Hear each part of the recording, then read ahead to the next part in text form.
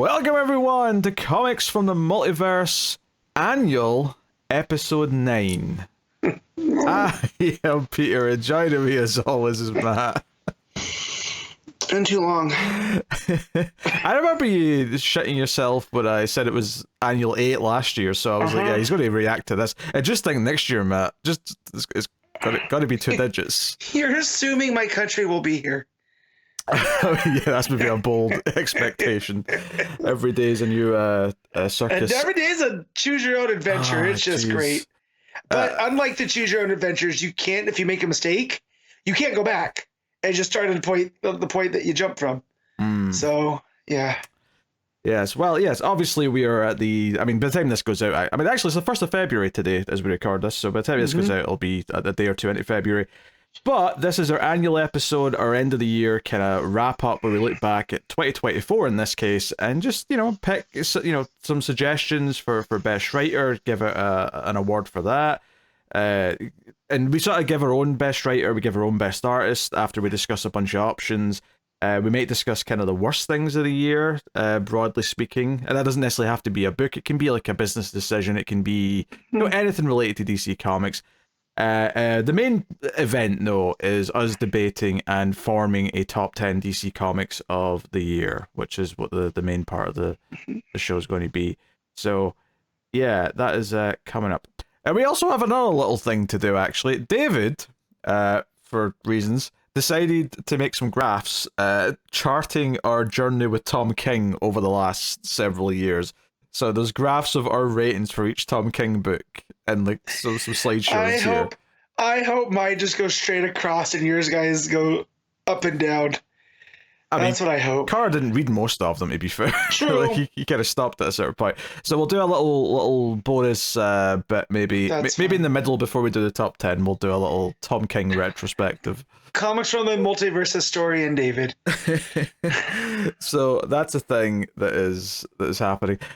So yeah, annual, bit more, I don't want to say focused necessarily, but less dilly dallying. We're getting into kind of the special festivities. And much to Matt's delight, I'm going to remind him of some things that happened this year. Well, I say this year, 2024. So I was going to list off a bunch of stuff. If there's anything we feel we want to talk about a little bit, maybe it'd be better to save sort of summarizing things to the end of the show. But this year, 2024, Beast World ended in February. The Outsiders ended later in the year. We also had the back chunk of Justice League versus Godzilla versus Kong. Jeff Johns' Justice Society finally came to an end. We had The Batman First Night by Jurgens and Perkins as a whole limited series that came out. Tom Taylor's Nightwing run came to an end. Ram V's Detective Comics run came to an end, and of course they've both went on to new things, Taylor Detective in particular. Big things from this year, of course, are the fact that DC All In started, which also brought along with it the Absolute books. So that's going to be a big thing to talk about, I guess. Books also went back to Wednesday. That was this year. People forget that it was Tuesday up until about May. So, that was a whole era that's came to an end. We also had Absolute Power. It was the summer event. So that was a thing. Mark Waid. With Wade, yeah. Just some notable things here. The Boy Wonder by Juni Ba was all this year. Gotham by Gaslight, The Kryptonian Age. Zatanna Bringing Down the House. A Nice House by the Sea started. Not finished yet, of course. Jenny Sparks got most of its issues out this year, but obviously we've still got the wrap up to get. We got all of Plastic Man No More. We got all of Dark Knights of Steel All Winter. We started off The Last Halloween. We started off Batman Full Moon. We started off Green Lantern Dark. We started off new books such as Batgirl by Tate Brown-Ball, the Cassandra Cain book. We've started off Jeff Lemire's GSA. Tom King started his Black Canary book, Best of the Best. We're halfway through that, actually, because it's only 6 issues. Yeah. Justice League Unlimited was a new big Justice League book by Wade after all the event stuff sort of coming out with All In. And then we've also started Two-Face by Christian Ward, Batman Dark Patterns, of course, by Dan Waters, and going back to Ram V wrapping up Detective, he has started the New Gods, which was actually issue 1 was December, so that is right at the end of the year. So there's a bit of a summary of not everything that happened. There's definitely some like books that we didn't read, or we probably aren't going to talk about much, but those are all the things that we definitely either read or tried and gave some time to. So hopefully that's refreshed your memory a little bit, Matt, because I know you were a little bit worried. Yeah, no, that helps. Stuff like that I spaced on too. Taylor being done with Titans. Titans, right? yeah, he wrapped up that. That was that too. So, yeah. Then we also had the backup by Tamaki for Supergirl, right? Was that 2024? Yeah. Yeah. That was during the 12-week Mark Waid action. That was near the end of the year as well. That just wrapped up at the end of December. Yeah. So I think I couldn't remember if that went into 2025. So no, because January brought the first issue of back to the rotating with Ridley. Yeah, the teams again. Yeah. So yeah, yeah. I mean, obviously, I think it's a good year for DC by and large. I think the All In and the Absolute initiative have been pretty good. I think it's revitalized things a little bit. I think books were kind of not that the writing itself was stale, but it felt like the line was kind of just like gradually slimming down over time, and it feels like we got an influx of these new books, most of which have been good and exciting in the last 3 months of the year. It's tough with these initiatives too, because it's not necessarily a line-wide thing, but it does feel like every once in a while we need these little half measures to kind of keep pumping things along. And so like with some of the new All-In books, it's stuff that we're not necessarily all reading, like the Atom, right? Challenger of the Unknown, but it adds a little bit more like not even, I don't want to say credibility, but it makes it feel like a more connected universe, right? In ways that sometimes we get away from. Where like the Bat books are just existing over in one corner and then the super books in another. It helps when like something like Justice League Unlimited comes out and we have all these other things spin out from it. It just feels like there's some direction, which is just nice to feel. I guess, especially if you're a big shared universe like comic books tend to be these days. I've been quite happy with where things have went in the back chunk of the year. It's been a lot of interesting books that I'm excited to keep going with. I mean, the 3 main Absolute books have all been pretty great. So I can't say I'm in a bad mood about DC at the end of the year. If anything, though, I like in some ways I feel like when I look down the summary, there's some great stuff in there. Like, I'm really glad we got that new Black Girl book. I think that's something that I never would have dreamed of getting a new Cassandra Cain Batgirl book at the start of the year. So the announcement of that and then it being as good as it was is really cool. And there's some other surprises that we'll mention when we're actually talking about what the best books are. But I will say, in a weird way, it also feels like kind of uneventful in some ways as well. And I don't know if that's just because if you look, when I was, because basically to get this list of things, I was looking through all of our like episodes and just seeing the list of books for each one, and it felt like until, other than Absolute Power, until it got to like October, it felt like it was mostly just the same stuff from the previous year still continuing. So we did get that shot in the arm towards the end of the year, but I do think the first 2/3 of the year felt like it was just, and not that that's even a bad thing, because we were loving Taylor's Nightwing and Ramby's Detective. It's just not as as much new stuff to yell about and talk about in the same way. So I don't know. But still, I don't think it's a bad year certainly for DC, at least quality wise. I mean, you could maybe debate some other things, but hey, we got. Let's talk about. So, I mean, I don't. Honestly, Matt, I was kind of struggling to think about. We always do like bad things that happened or the worst things that happened, and nothing's immediately springing to my mind. No, so I don't. They're not necessarily worst things. They're just things that disappointed me. Sure. So that's where I have some things, but I also feel like you cut bait on stuff as soon as it's not working for you, right? Whereas I hang on. So I feel like there's more things that disappoint me than you, because you're just like, oh, I'll just move on to something else. I've been guilty of that in the past. Like, the reason why I'm better at doing it is because earlier on in the show, I definitely would stick with stuff and just be mad at myself. Like, I'd hate reading some things because I said I would, so I should read it, and then I read it and I'm like, why did I do this to myself? I'm hating reading this. So I've tried to get away from from that, and unless it's something that's at least interesting to talk about, which a couple of books obviously fall under that category. Right. But which is why I dropped Flash during the year, because I just I got a point where I'm like, you know what, this is kind of a chorty read. I'm not really enjoying it, and let's just cut and run and do that. No, it's interesting. As far as disappointments go, if I'm looking at the year and I'm thinking, okay, what actually disappointed me? I guess even though I still think there's potential. I still think it could become something great and special. I guess technically Lemire's JSA is kind of a disappointment, just because it's not that special feeling. It's just kind of okay. Yeah, you figure somebody like Lemire, who's done stuff similar to JSA and Black Hammer, that's generally regarded fairly well, and he comes in and just kind of does a typical Justice League story. Like, again, we're not even through the first arc yet, but it doesn't feel must read. Sometimes I even forget that I have it in the list, and then as I'm going through, I'm just like, oh yeah, there's this, and like, it's fine, like it's not bad, it's just like, oh, I thought this was going to be a bigger deal. Yeah, it's shockingly such a non-event. It didn't really matter when issue 1 came out, and I see no one else talking about it. Like, the only time I talk about it is when I'm on the show, and we're reviewing it, and I'm happy to keep reading it because I think there's potential for it to become better. Maybe once he gets this first arc out of the way or whatever. But I don't know. It kind of feels just by the numbers, and it's not hitting any height, which is shocking because he would have been a great pick in my mind for GSA. And I probably suggested it years ago on the show, long before it happened. But here we are, and I don't know.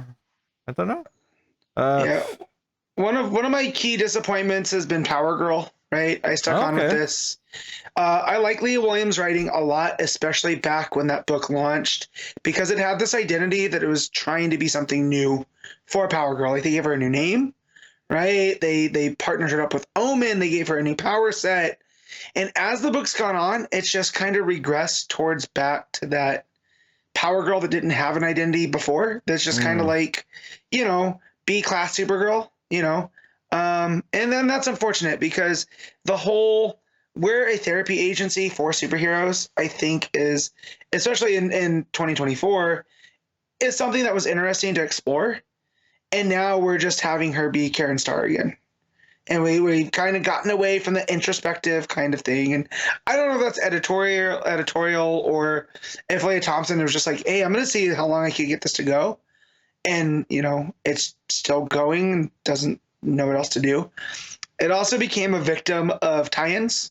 So it was tying into Superman stuff. And then it was tying into Absolute Power, and it felt like it was losing steam and momentum. So, it's one that I still pick up. I just haven't read in a minute. So they are stacking up, because I do believe in Leah Williams. She's surprised me many other times. Just when you think we're out, it takes a twist. So I'm still waiting for that, but it's nothing I want to talk about every time a new book comes out anymore. Yeah, that's fair. I mean, I almost feel disappointed that I don't have more things to be mad at. Like, well, I don't know what I want to yell about. I'll have another one. Is Action going from Philip Kennedy Johnson, this big, huge space opera kind of thing. I guess because he ended at the end of 2023, and then that January was the first issue of the new initiative thing. So I guess technically you can count that as 2024, yeah. Yeah, that new initiative comes through, and I'd rather have a Action Comics be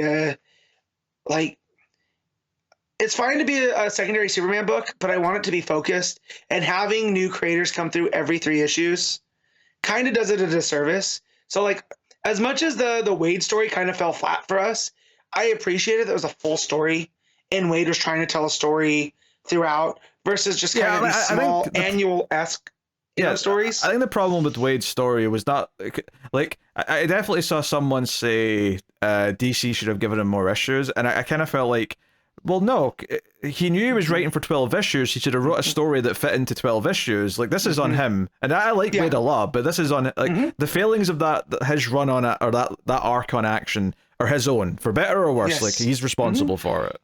Yeah. So, just something like that was a bit disappointing because the thing that you can do with the rotating creators like that, give it more of a spotlight, and they're just kind of like, again, they feel to me like annual stories that are spread out over 3 issues at some points, Yeah, because I think last year we had like Lazarus Planet to complain about, and we ranted about that for a bit, and a few other things. But I don't think there's anything. I don't think there's anything as juicy as that this for 2024 where I'm like, oh no, we were mad about this, we were furious. There's nothing furious, it's just disappointments. Yeah, and like even something like Zdarsky's Batman, where I feel like last year would have been like, oh my god, I can't believe it. Well, there's that was one of them. That was a 2023 worst off, because that was like the initial part of the run, and us realizing, oh, this isn't actually that good. 2024, it's just like, oh, we're just still like, here. It's almost like how I watch Riverdale, where it's like, how much lower can this go? Right? Like, which I never finished Riverdale. We got to the last season and watching it on Netflix. I'm kind of like, I don't need this anymore. I don't know why the show's still on. And it's along the same lines where at least we get some good discussion out of this Batman story right now with Zdarsky. It's turned that corner where we're like, all right, what's he doing? Yeah, well, there's not long left. He's getting replaced by the Hush team. So and I hope he still gets to work at DC, because I think his point of view will work in other places, in other parts of the DC universe. So, hope this is not just a one-stop shop. Yeah, maybe give him a completely different character to work on. Maybe it'll work. Yeah, tough to say. Yeah. I'm trying to think of other things that I want to complain about, and I guess it's a good thing, really, that I don't have anything to be super spicy about. But, that's maybe that's part of the thing, is that DC is just, they're at a happy medium, right? They're just all going along, and that's okay, because sometimes when there's too many peaks and valleys, it feels unstable. But here, it keeps coasting, and it feels like it's building to something. Right, with this all in and all of that. And don't mistake any of this for me saying there's nothing to critique, because I'm not I'm not saying Absolute Power, for example, was perfect. Far from it. There was definitely some weird pacing, and we didn't necessarily love like a lot of the ending. But I mean, we liked what it set up when it teased like the new things that was setting up the Absolute stuff. That was kind of cool, but it wasn't exactly this great event that I'd recommend as a great story necessarily by the end. But it also wasn't spectacularly bad in a way where I'm like, oh, this was a nightmare. What, we had to waste months on this and blah blah. Like, there was nothing like that this past year. So it's a very lukewarm worst or negatives list, honestly. And honestly, that's good, because I think we're in a good place with DC. Yeah, it's hard to a lot of interesting minis. I guess if I was to have a request, it'd be like, hey, give Tom King another one of these prestige 12-issue books, because we didn't really have one of those. We had him doing a couple of different things, of course, but not one of these 12-issue numbers. So I do miss that. But yeah, okay. Well, let's get into some of the positive stuff then, since we've tried to do that. Artist. Going to nominate potential artists of the year. We don't have to agree on one at the end. We'll just both pick our own pick for the year. But we'll put forth people and see where we land. You got a first suggestion you'd like to throw out? I do, and this is primarily from 2 books. Because I think I had very limited experience with this artist until these books both dropped around the same time. And that's Hayden Sherman for Absolute Wonder Woman and Batman Dark Patterns. Again, not typically what I would say is like an amazing artist, but what they do with breakdowns to tell the story, seeing that happen in both books tells me that's not just, a writer directive of, hey, I want the page to look like this. I feel like that's just Sherman's style, and it really plays into the strengths of those books. Yeah, okay. Right. Yeah, Okay, I'll just get an obvious repeat out the way, okay? So since you mentioned Absolute Wonder Woman, I'll mention Wonder Woman, because Daniel St. Pierre's still killing it. So I'm just going to throw that out just now. Let's get that out there. All of these issues have been immaculate. There's like almost never anything to even remotely critique. It's just beautiful stuff. So let's have that immediately. So I'll go with another personal favorite, which I don't think you've ever really read anything with his art, but Marcio Takara for Poison Ivy, always in my top. I feel like I've seen them on like a fill-in issue or like a one-shot or something, yeah. But always one of my favorite artists. The week that Ivy comes out, it's always strong.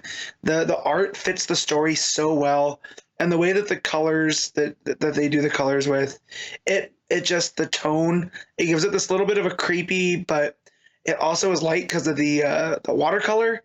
So it blends kind of the whole vibe of Ivy.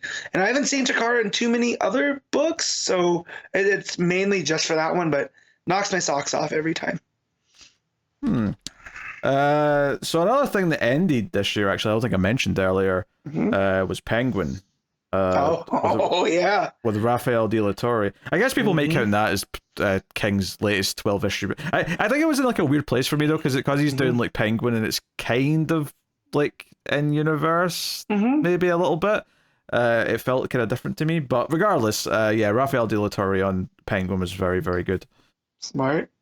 All right, this is a heavy hitter. Okay. And I'm surprised you haven't brought him up yet.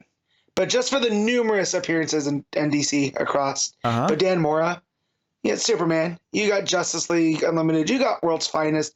He popped up, I think, in a Batman book at one point. Just Dan Mora. We always just say about Jeff Johns and Brian Michael Bendis when they were writing all these books at one time. It's like, what's the process? Are they cloning themselves? Is there like a workshop somewhere? I want to know how Dan Mora is drawing all these books at one time. Like, having that lead is amazing. Yeah, that's fair. Okay, I'll throw out one. Mike Perkins for the Batman First Night. Also did some random things on Detective and a few other bits and pieces, but that miniseries was the big main thing. And the art was a big part of what made that miniseries feel so great to read and feel special.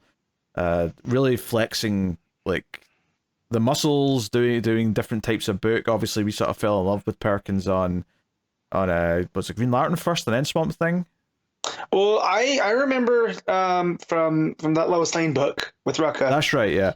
That wasn't first though. I think that was after he did some Green Lantern. Was it? I think we saw him do a one arc on like Green Lanterns. Maybe it was back in the day, and then it kind of led into we know him from there, and then because I think we knew who he was when we did Lois Lane. Yeah, okay. But then it was definitely from the strength of the Swamp Thing book that made me check out anything Mike Perkins does. So that one's pretty strong.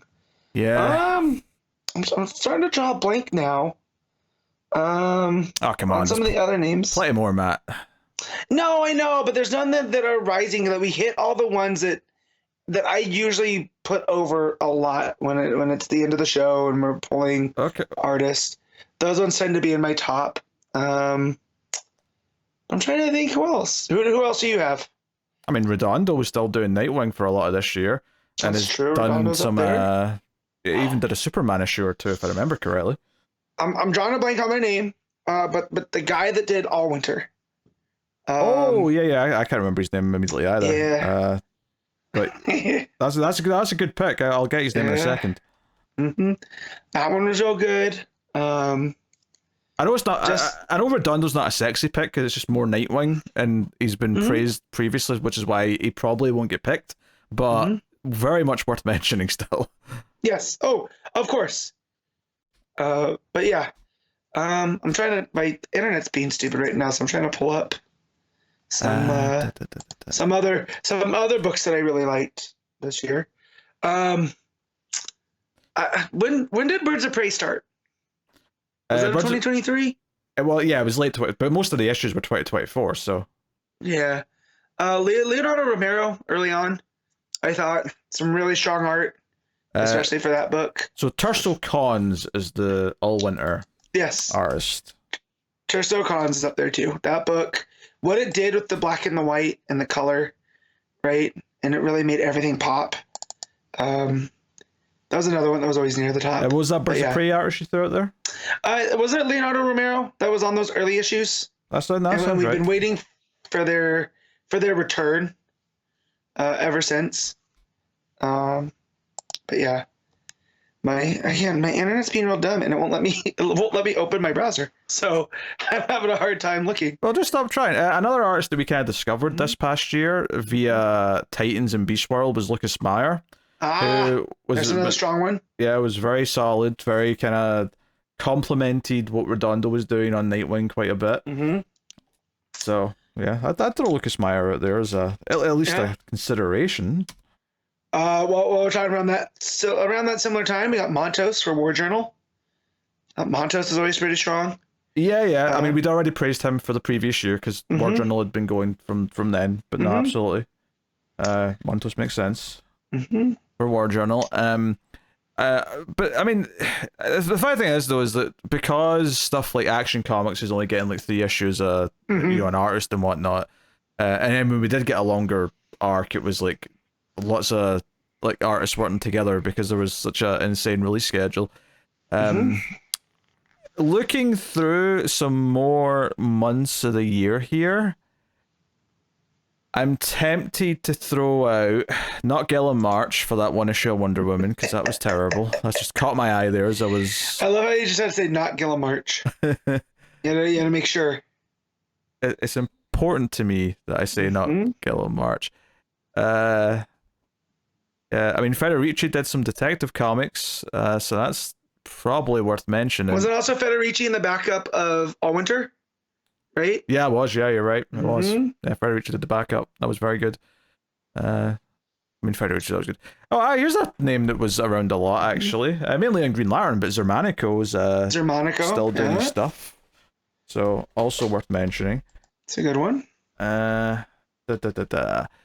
So, I mean, I feel like there's still like a couple of blank spots. I mean, yeah, like you've got some other like sort of regular players like Jorge Jimenez, Javier Rodriguez, like these solid, dependable names that sometimes do kind of rise above a little bit, and like you know, like maybe we don't always praise them, but sometimes they have like, oh, this has been a standout week for them where they give us something special. There is one. Who am I thinking of? Chris Samney for Batman and Robin Year One. Year One has to be and mentioned. All the covers too. A lot of when we're looking through covers, Samney's been doing just like cover after cover for the variants, you know. So, Samney's a good one. Which also reminds me, like some of those other miniseries, those Black Label and Elseworlds books, I feel like those are treasure troves of just great art. The Werewolf book, Full Moon, the art in there's really great. Yeah. Yeah, Junie Baugh for The Boy Wonder, right? That art was consistent throughout. It was more like storybooky and like kind of kids booky, but it worked for the tone that they were going for. Yeah, it's not. I don't think I'd pick it. Like, I don't think I'd pick him as artist of the year for that, but it was definitely absolutely correct for what that book was going for. So, yeah, no complaints there. Dragata is very good in Absolute Batman, of course. Can't really argue with that. And I think Absolute Superman, debatably, may be my favorite art of the Absolute book. So I guess I have to. And honestly, I'm kind of surprised because I would not usually describe Rafa Sandoval as someone that I, put at the top tier. Yeah, top tier. But I think it's the best work he's ever done, or that I've seen anyway. So I'm going to note down Rafa Sandoval so I can consider him. All right. But yeah, I'm going through some of the books, and I think a lot of the names that I would bring up, we've mentioned. We've hit all in. Because we always talk about how great the art is on the Absolute books. For sure. But yeah. Oh, worth a mention is Dexter Soy on Nightwing, since it flipped over to the new run. Always very enjoyable art to look at in that book. Oh, actually, who's the artist on Batgirl? Because that's really good art. Oh God, Takeshi Miyazawa. I'm putting that name down because I love the art on that book. Like I almost said Hiromu Takahashi, and that's a wrestler, but names are similar. You just picked a different Japanese name. Well, no, because it was Takahashi is what came up, right? So yeah, it's similar to at least the Takahashi. All right, Matt just got cancelled for blatant racism. Let's move on. I'm sorry. Yeah, just give an apology. I'm sure they'll forgive you, Matt. Yeah. It's fine. Okay. Yeah, that's right. Fornes did some Batman issues. It's the sort of thing where I'm sure it was worthy of being discussed, but at the same time, because it's just like a couple of random issues of a Batman one I don't like, it's hard to place it and remember it and say, I hey. remember talking about it. I was like, man, Fornes was good. This story, not so much. So. Do you recall saying that? Is that something I do. Because if it's Fornes art, I'm always going to... That was part of the current run, I believe. It was like a fill-in. Yeah, well, here's the question then. Does his one issue of New Gods get him, like, considered for you? No, because he wasn't the full issue. He was just the opening. That's true. But he, worth mentioning, he was on that. Yes. Oh, dear.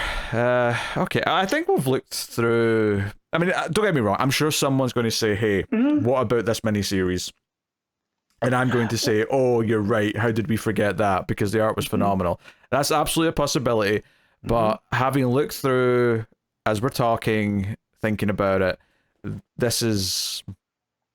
I think we've got probably most of the names we're going to find. So I agree with that one. Oh, I'm glad you agree. Yeah. Glad you agree. Ryan's sick for Black Canary, actually. That's not bad. But I feel like we only got one issue in 2024, right? Yes, we got at least two. We got at least two? Okay. Yeah, because Sick's always good, Because issue 3 was January, so yeah, we got two. Yeah. No, that's fair. No, I mean, obviously that's a consideration. Did we only get one or two issues of something before the year ended? It's always a bit of a murky thing to consider when we get to the end of the year. Yeah. So, no, if I'm looking at sort of the names we listed there, and I'm looking at what am I thinking, it's kind of weird because in some ways I'm like, I feel like picking Saint-Pierre or Redondo is really boring because we've praised them for Wonder Woman and Nightwing previously. Even Latore for Penguin feels kind of the same. I feel like Dan Mora is a really boring choice as well, because Dan Mora, obviously, solid work by and large. There was one or two maybe slightly sloppier issues there, but like for the most part, really solid work. I think in the past I've leaned towards someone on an ongoing who's doing great work consistently. And I think the reason why I typically lean that way is because I'm like, okay, it's one thing to do 3 issues or 4 issues of excellent work. It's another to be able to keep doing it as an ongoing basis and it being such a special part of the run.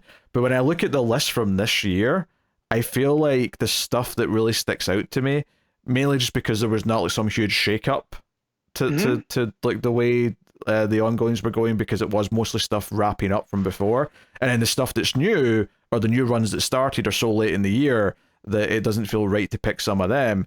So if I'm really looking at this, my eyes are being drawn to either Chris Samney for Batman and Robin Year One or Mike Perkins for the Batman First Night. Those are the two names that are jumping out at me. Well, how are you feeling?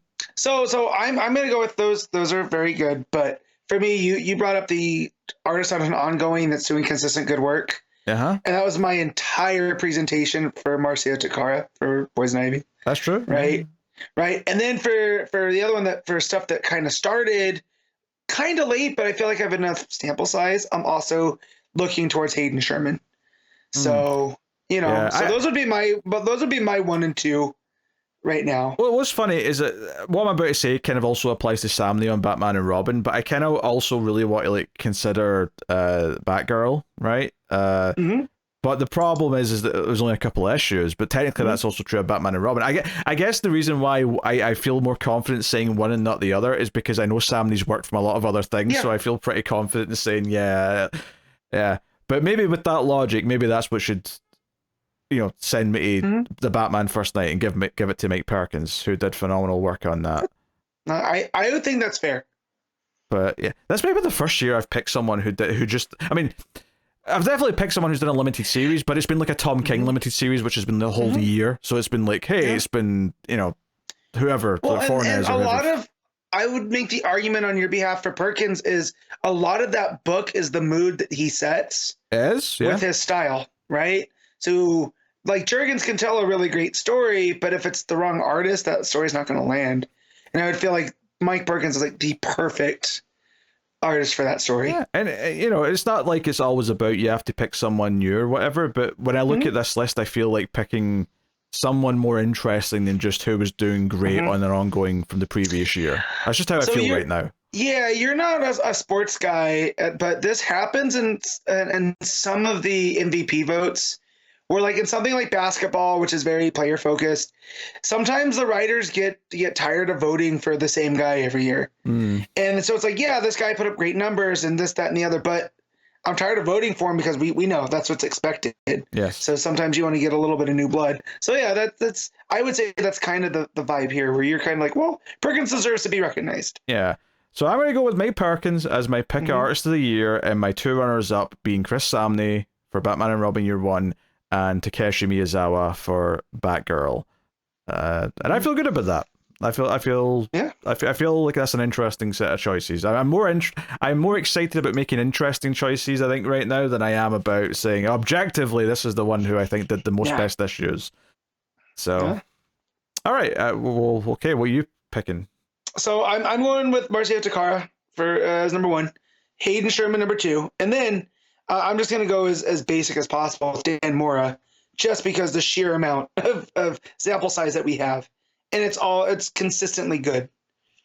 So I'll take the boring number 3. Yep. Look, I'm not going to say basic bitch, but I mean, the thought did occur to me. All right, so we're going to writer then. Best writer of 2024. And of course, some of the same names pop up a lot, and I feel like the names that are going to pop up immediately here, which are Tom Taylor, Tom King, Ram V.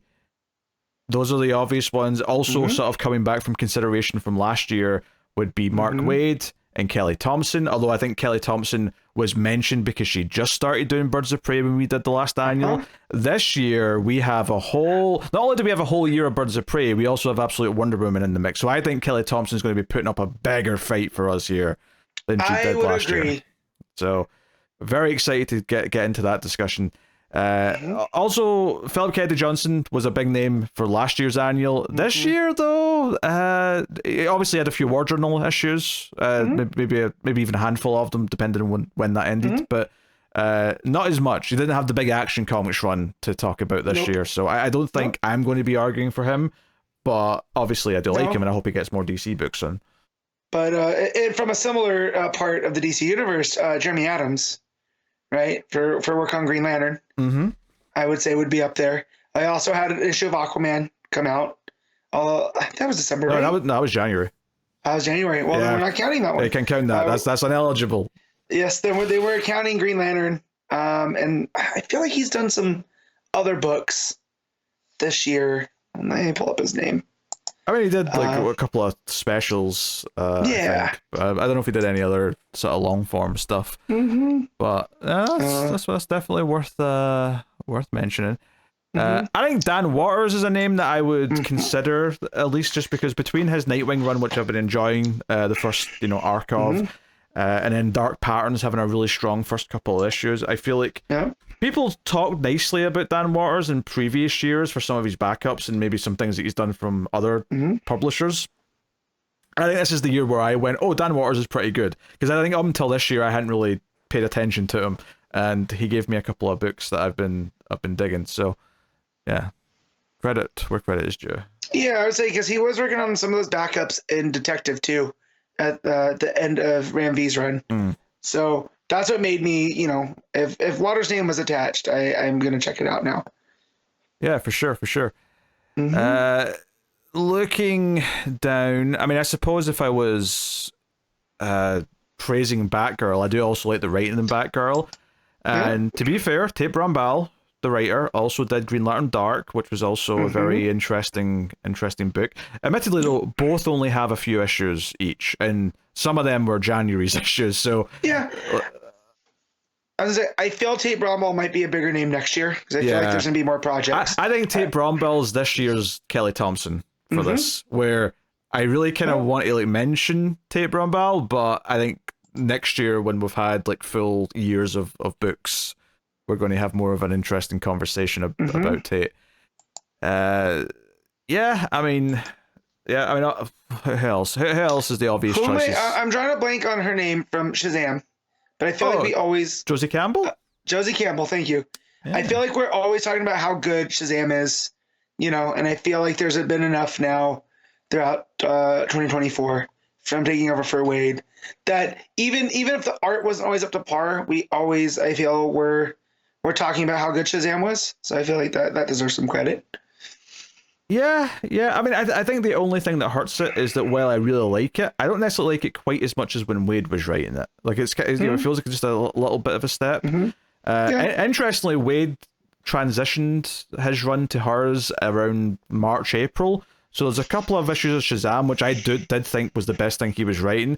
Now the best thing he's writing is Batman and Robin Year One, and then the other stuff he's doing, varies from okay to whatever, right? Which is why I think Wade's an interesting one to talk about, because I think he has quite a spectrum of like just kind of meh to this is really good. Yeah, that's kind of like what I talked about Mora in the art section. It is, there's so much of it, and it's usually pretty consistent, but this year it tended to be more middling consistent than like, oh my god, this is amazing, right? So I would say that I, as appreciative as I am of Mark Waid, I don't think it's enough to make him be the, in the top spot this year. No, he's got a couple of standout things that I really, really like, but he's also got a lot of other stuff that's, I mean, World's Finest has just been kind of a book for a little while. It's been there, right? It's a comfort read book that you don't necessarily, That's what it is. Actually, so obviously we mentioned Thompson, who's on Absolute Wonder Woman, but the other Absolute writers, again, only a couple issues to consider, but you've got Jason Aaron, who also did Batman Off-World, which I think is surprisingly good, to be honest. Yes, and he did that really weird Bizarro story at the beginning of the year. No, see, that brings him back down. No, that's I know. This is what I'm putting that out there. Tipping the scales back towards the no camp, but I'll write his name down for sure. So far, I would say that those 3 issues of Action Comics are severely outweighed by Off-World from however little issues we got this year. I checked. Issue 1 was 2023, and then there was 4 issues over 2024. Okay, I think that's fair enough. And then you have 2 issues of Absolute Superman? I think 2. I think issue 3 was January. Unless we've had 4. I think we've had 3. I think we've only had 3. No, because 4 is coming out next. Yeah, okay. So, that's fair. Yeah. I also, while we're talking about that, G. Willow Wilson for Poison Ivy. Again, consistency. The little book that was supposed to be a miniseries is now coming on to issue 30, and the ideas never feel stale. It feels like Pam is growing as a character with, every arc. And Wilson took this year to really form out her supporting cast with, Janet from HR and Killer Croc. We're bringing back the Woodrow stuff and adding some of the green. And it keeps advancing the book to levels that are just very enjoyable as an Ivy fan. So shouts to Wilson. Yeah. I feel like see, part of me, I'm bummed to mention this, but I think Zatanna bringing down the house kind of went downhill for me. So as much as I really liked her backup in action, I don't think I would be gunning for Tamaki this year. That is the Zatanna book was an almost awesome book. It was almost there, and then it kind of fell flat. Because I think we were enjoying it through the first 4? Was it 6? No, it was only 5 issues total, so it must have been just the first 3. Maybe so the first 3, I think we were really enjoying, and then stuff started like kind of unraveling. But I will say the art also, I think that was doing a lot of the heavy lifting as well. There, a lot of fun colors and whatnot.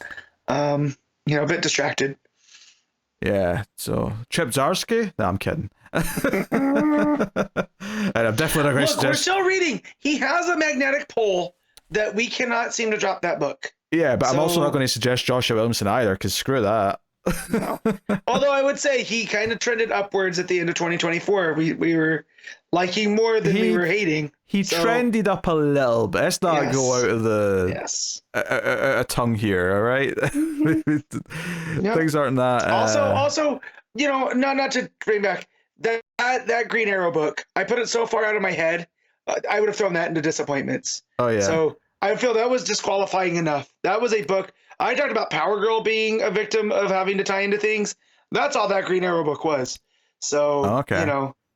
So Williamson was almost disqualified for me from there.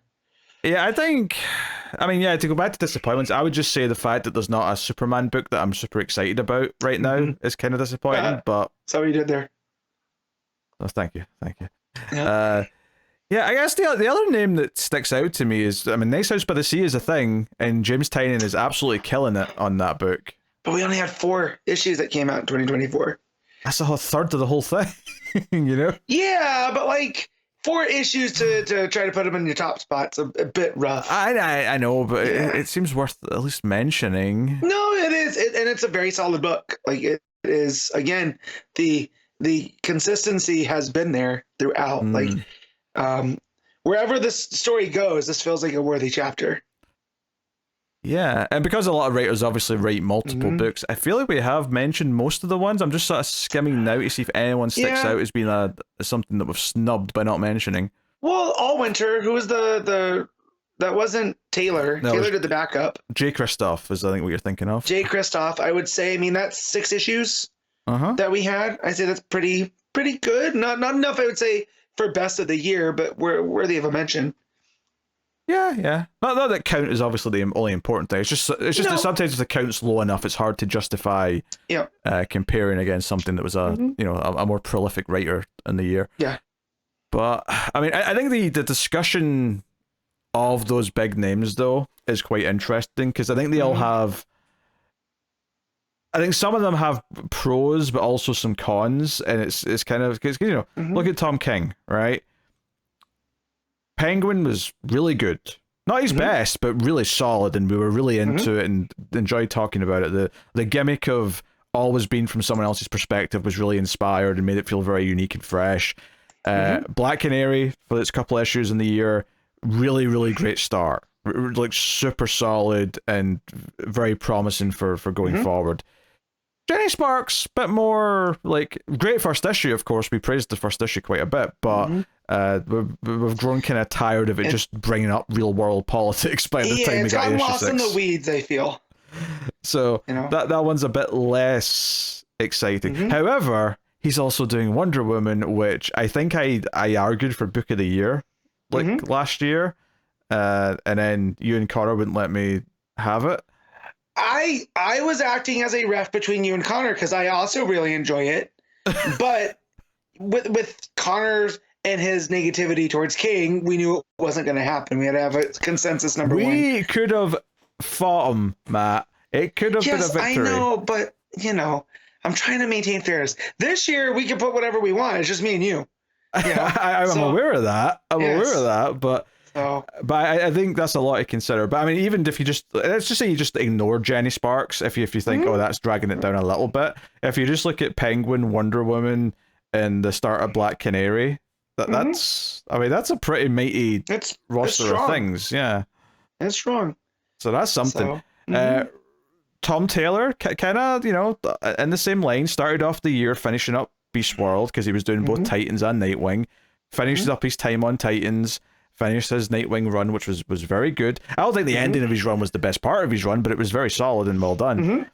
And then, of course, starts off in Detective, which has been solid. So obviously there's the poke in the bear that we keep talking about where he might do something wrong, but otherwise been really, really solid and doing some really interesting things with Batman as a character.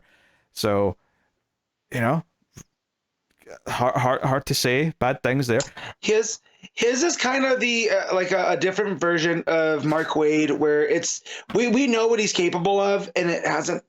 The 2024 he didn't really reach those levels, and that's just sometimes you're gonna have an off year, I even think it's a bit harsh to say it was an off year, though. I think it's just not a peak year. Does that make more sense? Well, because his peak is generally higher than most people's, right? Yeah. So if you're down towards the lower, it's still pretty high, right? Yeah. But it's, compared to other years.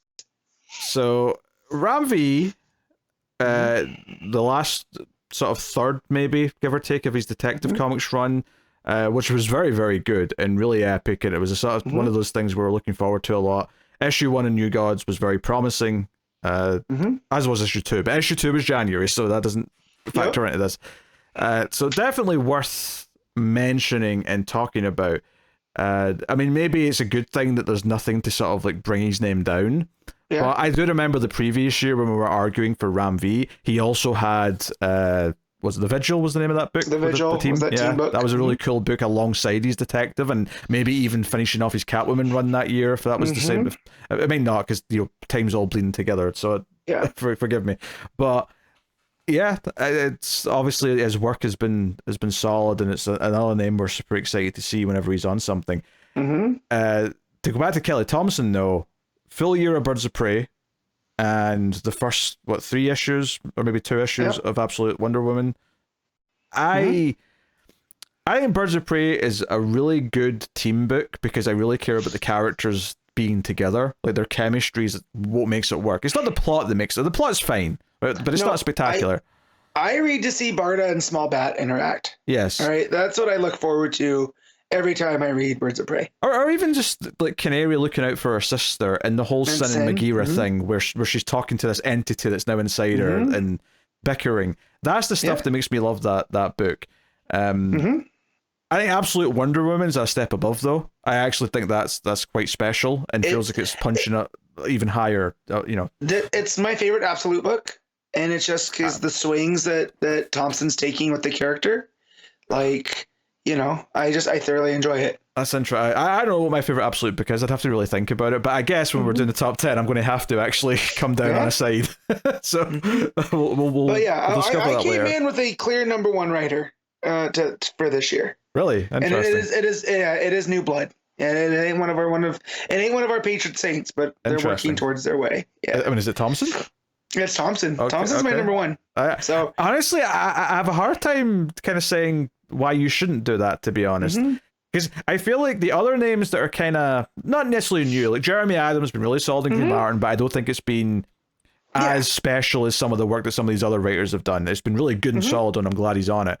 I think Waters is a really interesting name to consider, but both the books of him that I'm really liking are relatively early on still. His Nightwing's not even finished its first arc. He's only done 2 issues of Dark Patterns. Jason Aaron's an interesting one because you've got both Off-World and Absolute Superman. But honestly, if I'm looking, I don't think it's enough. Yeah, if I'm looking at the names that aren't, because when we talk about the big names, we're talking about Taylor, Ram V, and Tom King because they've been the ones in consideration for the past few years. Mark Waid's kind of bounced around as well, depending on what he's done that year. I feel like if I'm looking at them, and since we did top 3 for the last one, I guess I'll do top 3 for this, and I'll give you some runners up. I think I agree. I'm picking Kelly Thompson as number 1. And I think I would put... I think King had a better year than Taylor. So I'd probably put King above Taylor. Okay. I don't know if they're 2 and 3 necessarily, but I'm just in my head sort of working through who goes where. Wade's an interesting one because I think Batman and Robin is pretty amazing.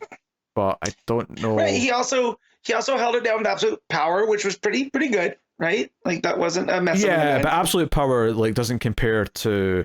like Detective from Ram V or Wonder Woman from King or some of these other things that were kind of, you know, comparing them up against. So I feel like if I'm really thinking about it, I'd have Josie Campbell. No, sorry, not Josie. Sorry. My eye just went to the other women on the list. No. Yeah. Right. Kelly Thompson's number 1. I think number 2, I'll say King. And then number 3, I'm not sure if I want to say Ram V sneaks in there because Detective was great, New Gods is a great start, or I give that number 3 spot to Dan Waters as the interesting newer pick for me because he's new, he's exciting, he's fresh. I'm liking 2 books that he's doing, even though they're not that far into them. It is 2 books at least, so there's at least 5 issues between them maybe that I can. Plus, you also have the backups that he worked on at the beginning of the year. Yes. So you could throw those in there. But, you know, I do, like, all these names that I've thrown out there, because I'm loving Absolute Superman, so I do want to praise Aaron. I never mentioned Scott Snyder. I'm actually really liking Absolute Batman. Yeah. I He still's paying for his crimes for me for the end of his Batman run. Like I love Scott Snyder. I've met him a couple times, and he's the world's sweetest man. Oh yeah, he's a nice guy. No shade whatsoever. Just sometimes his books don't click with me. So okay, but after Batman absolutely is. But yeah. All right, so I'm going Kelly Thompson for top spot. She's my writer of the year, and then runners up are King, who's won for me I think multiple times, so he's been knocked off, right? And I'll go Dan Waters in that third spot, right. But praise to everyone that I mentioned pretty much, because there's a reason why I was bringing them up. Yeah. All right, Matt. What you got? I go Kelly Thompson, right, and then I go King, and then for the same reasons I gave Mora, just the consistency, right? I have to go with G. Willow Wilson for Ivy, because Ivy's consistently one of my favorite books, and what she's done with that character and that whole world, it feels like its own thing. And I think it's worthy of hitting that number 3 spot. All right, cool. All right, so that's our writers of the year. We had the same number 1 and 2. That's fun. I mean, and it's funny too that Wonder Woman is. I like Wonder Woman. Don't get me wrong. If you're telling me that my art and my writers are coming from those books, I'm shocked. It's actually kind of weird. I mean, Batman's Batman in the sense that. Even if Detective and Batman, the book, aren't doing great, although Detective's actually obviously really good right now, there's a ton of good Batman minis to give you great Batman. Yep. Wonder Woman and Superman don't usually get that privilege, so if their main book isn't doing very well, then you just don't have a good Superman, and with Superman it's 2 books. With Wonder Woman, the fact that we have a great Wonder Woman run, and we have this new Absolute Wonder Woman, which is great. And to be fair, we also have a great Absolute Batman and Superman as well. So I guess we have to factor that into all the Trinity now. But anyway, all right. So before we get to the top 10, we'll have a look at these graphs. And obviously for the audio folk, don't worry, I'm going to say everything that's on them. But if you are watching the video, you can get a visual of what's being seen here. So this is like a Tom King retrospective. So we're looking kind of a timeline here of like when his books were coming out and like what the average rating was for us when we rated them. The most interesting thing about this to me, Matt, is that we weren't rating books until mid-2018 because the first 8 issues of Mr. Miracle do not have a rating. I don't remember ever. Yeah, I do not remember ever not rating books, but apparently it was something we only started doing 2 years into the show. That doesn't make sense to me. I know. It's all right. It's strange. So his Batman run's not here just because it would be covering tons of it. But Mr. Miracle is 2017 to 2018, quite late in 2018, and then before that wraps up Heroes in Crisis starts. You'll notice that the graph, the average line, is going kind of pretty harshly down towards the end of that series. Pretty notable. We read like 1 issue or 2 issues of Superman Up in the Sky, which was right after Heroes in Crisis in 2019. I went through and I read that in the pandemic, so sure, yeah. Speaking of the pandemic, we're getting into that. So the end of his Batman run was towards the end of 2019, so he didn't have a lot of other things going up until then. But 2020 to 2022, he had a lot of things cooking at the same time. Because in 2020, Strange Adventure starts. This is where Connor's still liking Tom King and is reading the books. Yes. By the time we get to the end of 2020, both his Rorschach has started and his Batman Catwoman series. So what I think what's interesting is there's always one book from him in like a sort of period that's kind of the ugly duckling, and in this case it's Batman Catwoman. Yeah, I was going to say Rorschach to Batman Catwoman is enough to give me whiplash. Yeah, because you can see the averages for Rorschach and Strange Adventures being super high, and then Batman Catwoman's not terrible, but it's definitely sinking a bit towards the end. Supergirl Woman of Tomorrow started by the end of 2021. It overlaps with Rorschach a little bit. So there was a little 2-month period there where he had 4 books coming out between Strange Adventures, Batman Catwoman, Rorschach, and Supergirl Woman of Tomorrow. Which then takes us in to 2021. Sorry, we're still in that. Sorry, this is Look over. Look at that wave. I can't. It's too small on my screen. Yeah. But the wave on that middle one is very funny. Oh, Batman Catwoman? Yes. Yes, that's the one. You could surf that wave. Yeah, so as we go into from 2021 to 2022, Women of Tomorrow actually wraps up in early 2022 because it was only 8 issues. Yeah. But by that point, Human Target started. So Oof. that started there was a month off between Strange Adventures and Human Target, and then we go into that. Batman Killing Times after Women of Tomorrow ended, so that's kind of overlapping with Human Target. Mm-hmm. By the time Human Target's getting towards the end, that's when Gotham City Year 1 kicks in, which is a book I'd forgotten about, to be honest, and I feel bad for that because it was pretty good. It wasn't really good. Amazing as some of his other stuff, but it was good. Tim usually pops up in our group chat and asks, is this book worth reading? And I remember me and you saw it about the same time, and we're like, oh yeah, Year 1 is good. And then Connor, we're like, don't even ask him. He's been pilled by this point. Oh yeah. He's way out at this point on anything Tom King. He didn't want to read Rorschach, and then that was kind of the start of him just not reading King stuff from then on. Very strange. This kid. And then going from 2022 to 2023, you've got Year 1 sort of plays out over the end of the year. Mm-hmm. December of 2022 is when Danger Street kicks in. The next big... My God. series. Gotham Year 1 started before Danger Street? It did, yeah. Good Lord. Yeah. So Danger Street basically ran through all of 2023. Yep. Batman Brave and the Bold, which admittedly we're only talking about the one story in that. The Joker. Yeah. Yep. But that was kind of mid 2023 to late. Well, it's 4 issues, sorry, not 3. And notably, it's towards the end of 2023, about October, when Wonder Woman run kicks in. So the Penguin, though, kicks in around the same time. It's actually the month before Wonder Woman, the Penguin started. And that runs all the way into sort of summer 2024.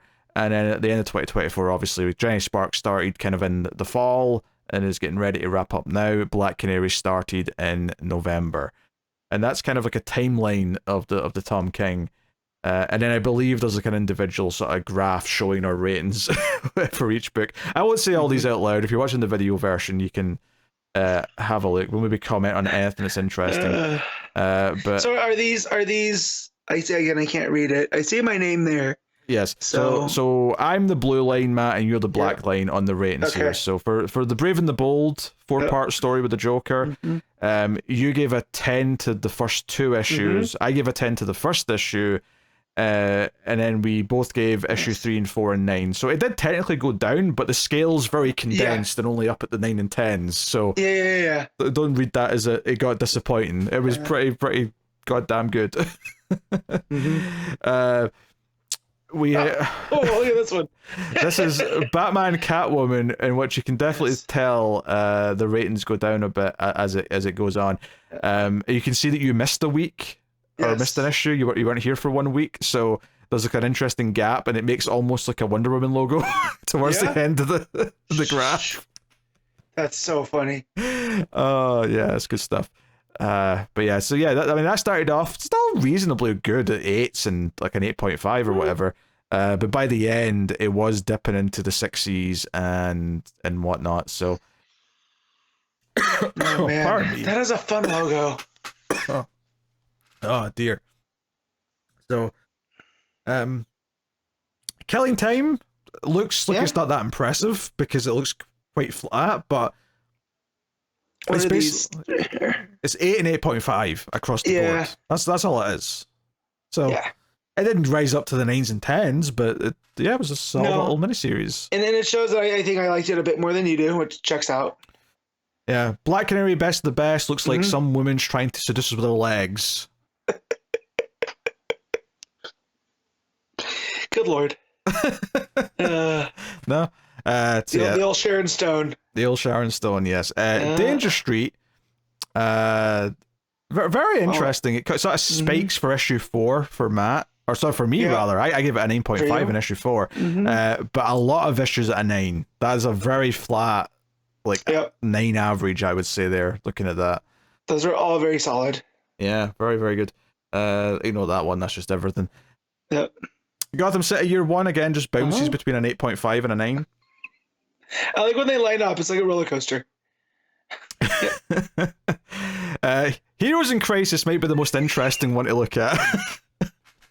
One, because there's like a red line for Connor's ratings that just stops halfway through, which is quite funny.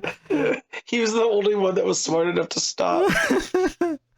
Oh, God. Dude. And I love my line. My blue line on this graph is just going down across the entire time. Expectations for the federal government.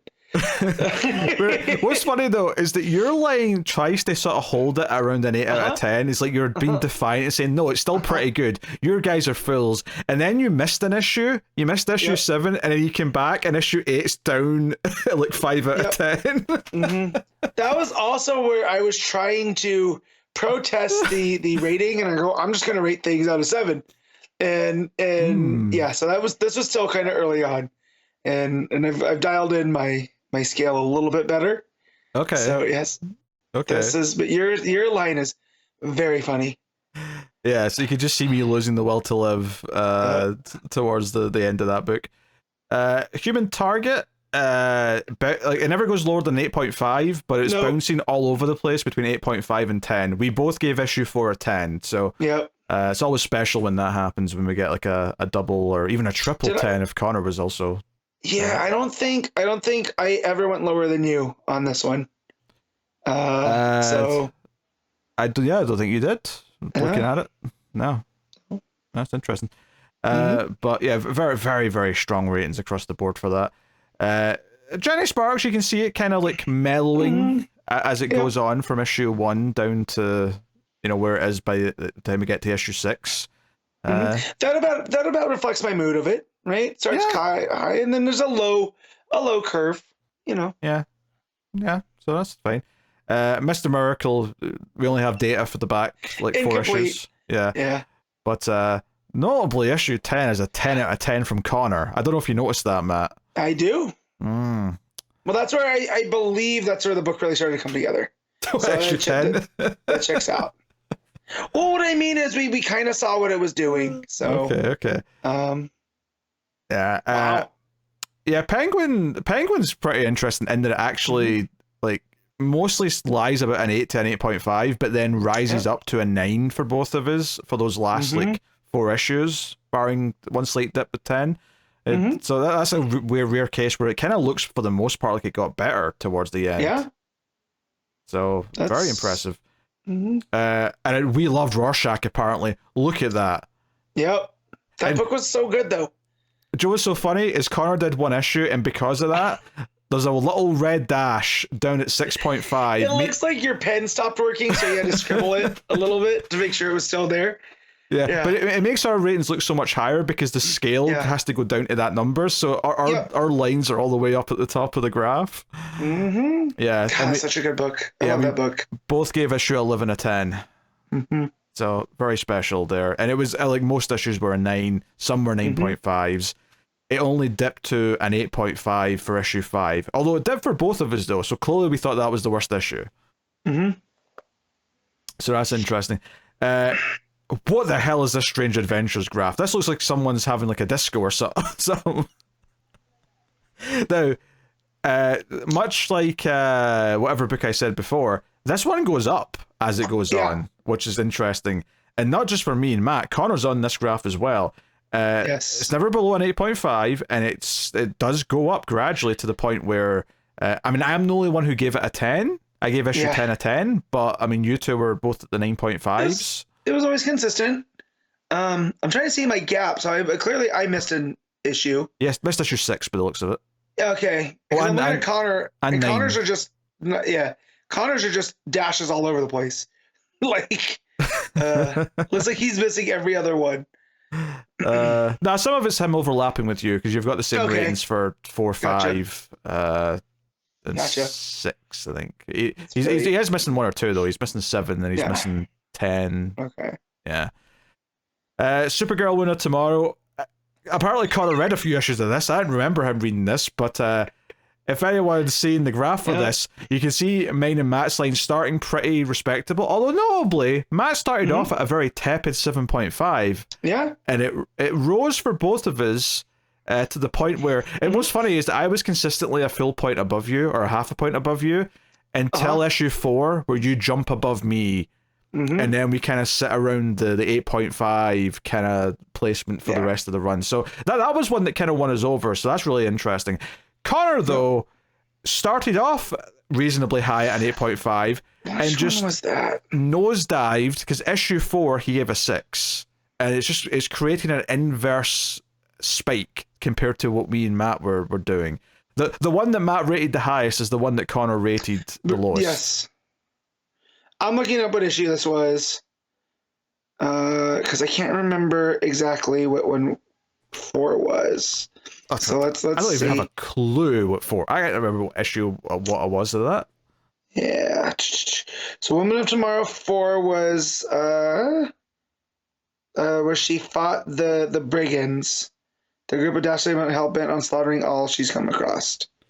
I don't know why. I don't know why you think the description of the blurb is going to remind me. Because I remember that one, and I think that's where the action really picked up. So it was less of a mood where she's, doesn't want to help, doesn't do this, and then she really turns on the Supergirl. Okay. So I'm wondering why Connor hated that so much. Because he's a miserable ginger. But then he really liked 5. Yeah, he liked 5 apparently, but then didn't like 6 that much. Yep. So that's strange. And that's the end of the graphs. That's the end of history. Our history with Tom King has completed. Maybe it'll be nice and do as another history series of graphs for next annual. I'm curious to see where Wonder Woman is. For us. Yeah, he was slacking, not doing the ongoings, wasn't he? Yeah. Slacking. I would be curious to see this for Tom Taylor, because by the time we get to next year, there's probably a reasonable amount of Tom Taylor books. But again, he kind of just did the minis and the limited series, so maybe he's trying to stay away from the ongoings. Just laziness, I think, if you ask me. I plead the 5th. All right, let's get to the main thing, which is us debating and deciding our top 10 books of the year. Matt, just for fun, would you like me to tell you what our top 10 was last year? Yes, please tell me. Right. Last year, our top 10, assuming this is last year's I'm looking at, but I think it is. Number 10 was Poison Ivy. Okay. So you fought that on. Number 9 was GCPD, The Blue Wall. That's the one I didn't read, so that was you and Connor. Yeah. 8 was Green Lantern War Journal. Fair. 7 was Green Lantern. 6 was Birds of Prey. 5 was Nightwing. 4 was Wonder Woman. 3 was Shazam. 2 was Danger Street. And 1 was Detective Comics. That's what we ended up with last year. And I do think it'll be different. I don't think... I mean, obviously there's a couple of books that can't be here, but even out of the ones that are still here, I don't think it'll be the same order. Plus, there's also the interesting thing of considering if there's been a change in teams. So for Nightwing, for example, we're considering both the end of Taylor's run, but also the start of Soy's run. And in that case, that's actually a really nice, fun example, because that's one where we're positive on both. So we get to say, hey, it has both these great halves that we can talk about. As opposed to, great run ended in July and then it's been shit since then. So, yeah. So yeah, I mean, we'll see. We'll see where we go with this. All right. I mean, I feel like should we just start off with this as a basis and keep the ones that are still around so we can debate where they go, rather than suggesting them up front, because I don't think we need to, right? Yeah, no. So Birds, I feel that we're both really high on, because that is maintained quality, right? Yeah. No, I mean, I think Detective, Shazam, Nightwing, Green Lantern, they should just sort of sit there and I'm not saying they're going to make it. I'm just saying that they should still. Ivy, I'm going to fight for it. It's going to be harder just by myself, right? But I will fight because it's been consistent. So, I mean, I don't know how easy it's going to be because I don't know how many I want to fight for yet. So we'll see how many we end up with by the time we're done here. Okay. I think typically we've had a rule where if it's only been 3 issues or less, unless it's the whole thing's 3 issues long, we don't count it for eligibility. And we're only going for 2024. Yes. So that knocks out most Absolute books, because those didn't start till October. Well, that's 3 issues though. That'd be enough. Are we going to go with 3 issues in? Is that our cutoff? I feel like sometimes we've done 4 because that's a quarter of the year, right? If we want to bump it up to 3, I'm fine with it because, I'm going to fight for Absolute Wonder Woman if that's the case. That's the thing. I feel like they deserve to be in the discussion, and there's such a big talk. It feels like we just be leaving out one of the more memorable things that happened this year. That's fine. Ignored them. We can cut it down to 3 for this year, definitely. Because if we want to talk about the Absolute, that's what we have to do. Yeah. It would have been like, see if they'd launched in like December, it would have been really annoying. It's like, well, we got these new things, but yeah, it's a little bit frustrating though, because I know that they've all had an extra issue in January, and that is going to color what I feel. That's the only downside to waiting to the end of January to do this, is that I have like an extra issue in my mind that I shouldn't really be counting. But it is what it is. Okay, right. God, I can't even include Batgirl because that's only had a couple issues. Damn it! But Batgirl has 4, doesn't it? No, it's only got 2. Are we sure? Maybe 3 at most, but I think 3 was January though. I think it's only got 2 from last year. Well, that stinks. Because I was gonna ride for that book because I really like it. Yeah, because issue 3 was on the train, and that was January. So okay. Yeah, that's unfortunate, but we have to have a cutoff. We have to say at some point there's not enough to count. I do feel that'll be our birds next year. The one that we both ride for. I do think the one rule that's also been around is if it's like a 4-issue miniseries that is perfectly split over the 2 years, it counts for the year that it finished in. Now, I don't know if that applies to anything for this particular year, but just keep that in mind. So, anyway. Now, whether or not... Now, admittedly, now that I've said that, someone's going to go back and find out that we broke that rule one year. But I do remember saying that rule all the way back in the first year when we were talking about being super. I remember that coming up. Because I would think, too, like something like... that would be like something like First Night, where there was these big gaps in between. You know what I mean? Yeah, because I think if it's like a 4-issue mini or even a 3-issue mini, whatever side of the year it falls more on, we'll pick. But I just made that rule for when it's an even split. But if it's a bigger book, if it's something that lasts 12 issues, then you can count it for both years because you've got enough of a sample on either side to use. For sure. Anyway, all right. So yeah, Detective definitely belongs being discussed. Yep. Shazam, less so than last year, but I'm not going to just throw it off immediately. We can knock it into the lower half, right? For sure. I'd be fine with that. Yeah, for sure. I think Wonder Woman should still be talked about. Nightwing should still be talked about and is interesting because we have like a new run as well to consider that's also pretty good. Same with Detective actually, between Ramvi and Taylor. Birds of Prey, obviously that's one where I think we've had the full year of it. We feel we have a very solid opinion of it at this point. But at the same time, we did say that the strength of it was the characters and their chemistry and like how how Thompson writes the characters together, as opposed to the plot being like a knockout. So if I was saying what is better between the two Kelly Thompson books, I would be saying Absolute Wonder Woman is the more impressive of the two. Yeah, and I wouldn't disagree there. I would just also look at the sample size as well, where that kind of counts. You have to take that into consideration as well. Because we've had how many story arcs have we had in 2024 of Birds of Prey, right? Probably like 3, right? Something like that. So but they've been varied, arc to arc. We've had Cass Undercover in the Evil Company. We had the Other Dimensions one with with that villain. I think that was it. Might just be those two, because we might have been finishing up that first one on Themyscira at the start of the year. So it might be just those. So that's okay. That's keep that in mind, I guess. Yep. Right. So I've added Absolute Wonder Woman to the consideration list. Did I just add Absolute Superman and Absolute Batman just to get them out of the way? Because they're definitely going to throw them in there. Yep. We're keeping Green Lantern on there, right? Because that's been pretty consistent. Yep. That's there. We'll throw Ivy on there too because it's already on there because it was number 10. Yeah, that's already there. Yeah, that's right. I just took away the things that don't exist anymore. Yeah, pretty much. From it.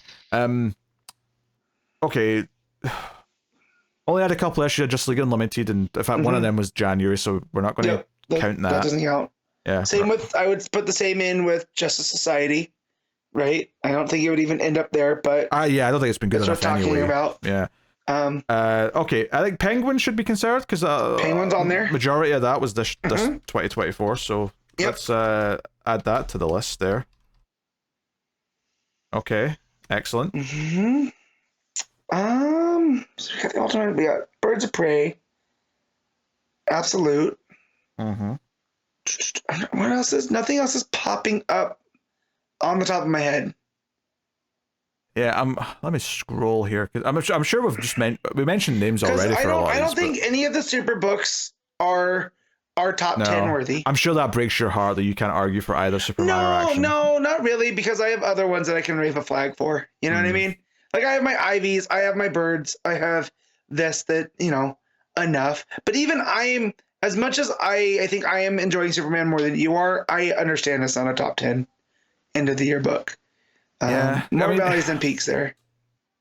Yeah, I mean, Jay Garrick The Flash ended in April, but that's not. I don't think that's top 10 material. It's fine, but I think that would have been if we had remembered that talking about Jeremy Adams, that might have bumped him up a little bit in my writers, right? Here's a weird one actually. Is that if it was just Williamson's run, I'd say definitely not Batman and Robin. I really like Johnson's. I don't even think we mentioned that when we were talking about Johnson this year. No, he did start we that. Spaced. Yeah, I just totally forgot about that. I'm just remembering now. I do think his run on Batman and Robin has started to, really, like, I've really enjoyed the last couple of issues, but it's only been kind of like a new book. It's only been a few issues, and the rest of the Williamson part of the year, I think, drags it out at the top 10. We had Bane fighting dinosaurs though, man. That was gimmicky. It wasn't good. Yeah, so half dozen of one, No.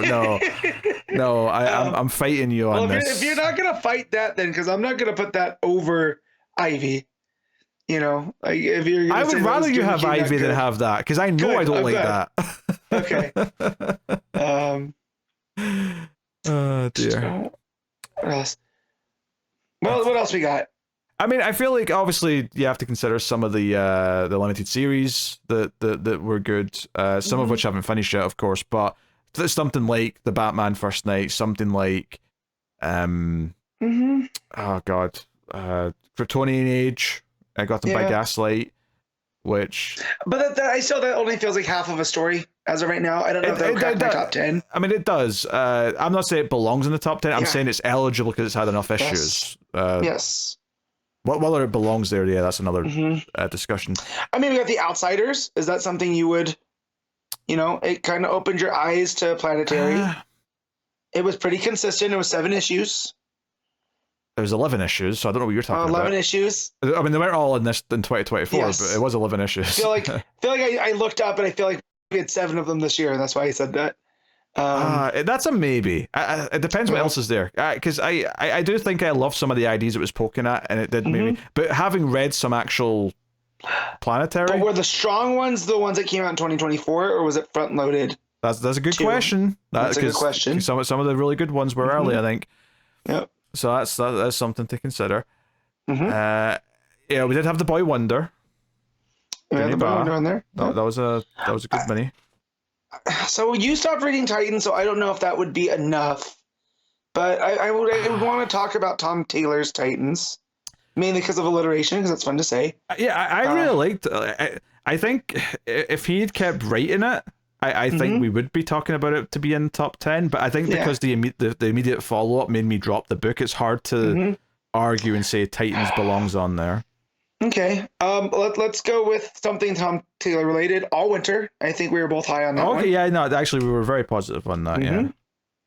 All Winter's on there for sure. All Winter. Yep, that's a good good pick. I'm going through all my books that I really enjoyed that stuck out.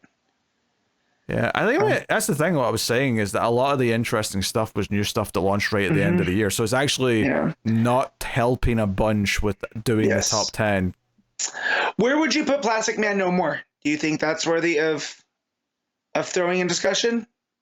Again, it's a maybe. It kind of depends, how the rest of the 10 shapes up. But it would definitely be low in the top 10. Yeah, I agree there too. I don't know if it would make my top 10, but it it was a solid story there. Yeah, I'm just. I mean, you could consider Batman Off-World. I mean, I know it was only 4 issues, but like it was spread out throughout the whole year. And we pushed it to include the Absolute to 3, so that counts. yeah. Plus, it's not like we counted it for issue 1 the previous year, so no. Off-World's worthy of discussion, but I think it's in that realm of I'm not quite sure up against some of these other ones if it would even make it. Like if 4 issues of Off-World is not better than any of the 6 issues of All Winter, right? Oh, for sure. Yeah. So, okay. I mean, I think we're probably ready to start.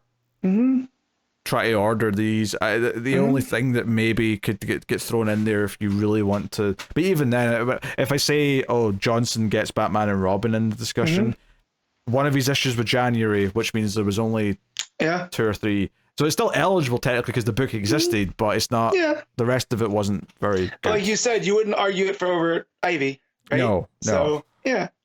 No, I would rather something that I don't know is good or bad, rather than something I know for sure I think isn't worthy of it.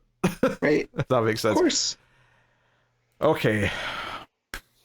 So are we going to start at the bottom or are we going to start at the top? I think it's easier to try and sort the top. Okay. First, and make debates as to what we think the book of the year is. Okay. Right, because so it depends on how you're looking at sample size. Because to me, it comes down to there's 3 books that I could put at number 1. All right, name them. We'll go with the shortest amount of books, and that's Absolute Wonder Woman. That's been my favorite Absolute book. We got Regular Wonder Woman by Tom King, and then we have Birds of Prey, Kelly Thompson. Really? So you would consider that as number 1? I would consider Birds of Prey number 1. We've had consistent art. We've had, as you've talked about, the cast of characters that she has brought in and out, right? Like we had a whole arc with Vixen, right? And then she's not continuing to that arc. We brought Grace Choi in, and she fits right in. We have all the Barda stuff with Cass, and they've been consistent. We have Sin and Megara, right? We have Canary and all of them. Anytime we get extra Babs, I think we can both agree it's always good. So that's one I understand if you wouldn't want to put that as number 1, but that's one that I would definitely think it's worthy of it. I definitely think out of the 3 you just said, it's the third out of them. Okay. And arguably I would even have it, maybe I'd have to think about it and talk through some of them, but like arguably I don't even think it should be number 3. I think it should maybe be top 5. Like I think I could see that in my future. Okay. But so then are we so we can drop that one because that's not one I'm arguing over, because that makes sense. I understand you're there.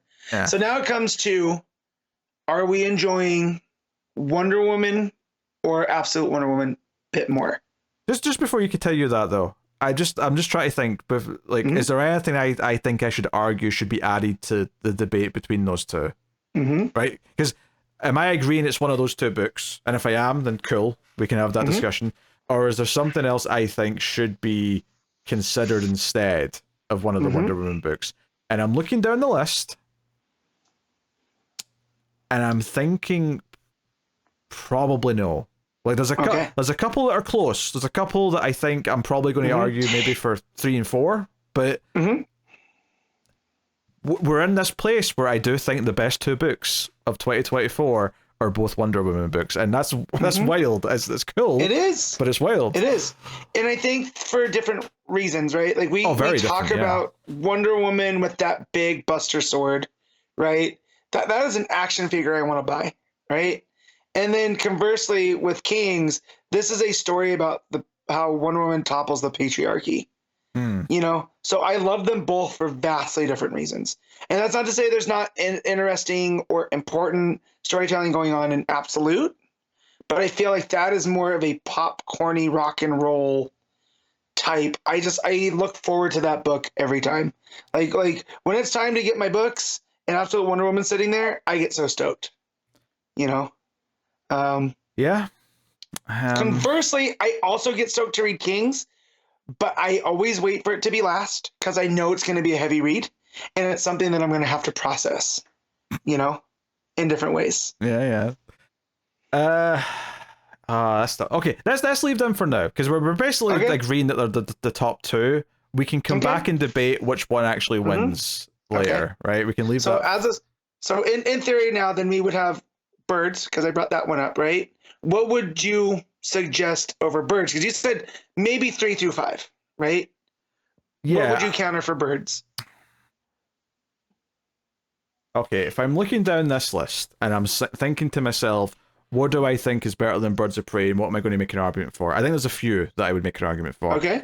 I think I would argue that Nightwing does go over Birds. I think between the end of Taylor's run and how much I'm enjoying the new run by Waters and Soy, I think there's a really cool, like, this new, like, RoboCop tone that it kind of has. I'm kind of digging. That is right up your alley. Right. I think there's an argument for Detective, because Ram V's conclusion was epic, and that was an exciting one to read every month. And Taylor's run has been really interesting and solid so far. I'm loving what he's doing with Bruce really actually starting to address the age thing and whatnot. There is the one worry that it might do something we don't like, but I can't really fault it for that yet because it's not actually done that yet. Because it hasn't done that yet, but it keeps teasing us, but it's not. It hasn't done it quite yet. It's the, do you want one of these? Yeah. But it's never coming. You know what I mean? Very, very solid and consistent. But I don't think, as much as I love Ram V's run, I don't think I'd put the end of that plus Taylor's over anything in Birds of Prey for me this year. I'd have to argue that, but that's something we'll do. But you're onto something with Nightwing. I could be swayed because I did love Taylor's run so much. The stuff that he did with Heartless and how it seemed pretty contained, that I feel like when we go back and talk about Taylor's run, I'm getting my times mixed up. Taylor's run, that we're going to talk about Heartless as a villain, and that maybe the ending was okay, but it seemed pretty contained. Yet Waters' tone is so different, right? And like you said, it's got that RoboCop. Yeah. The art matches the tone so well. It's almost the cyberpunky kind of at times. Like you have the Teddies, who are these big kind of furry people wearing the big costume heads, and you have the Flyboys, right? And it's so weird and different. So I could take Nightwing over. I'm not done suggesting things, by the way. Don't get too comfortable. What? Oh, shoot. Okay. Before I make my pitch for Birds, though, I need to know what I'm up against. You kept saying all that stuff, and I'm like, he thinks this is all he's arguing against, doesn't he? I'm not done. Yeah, I mean,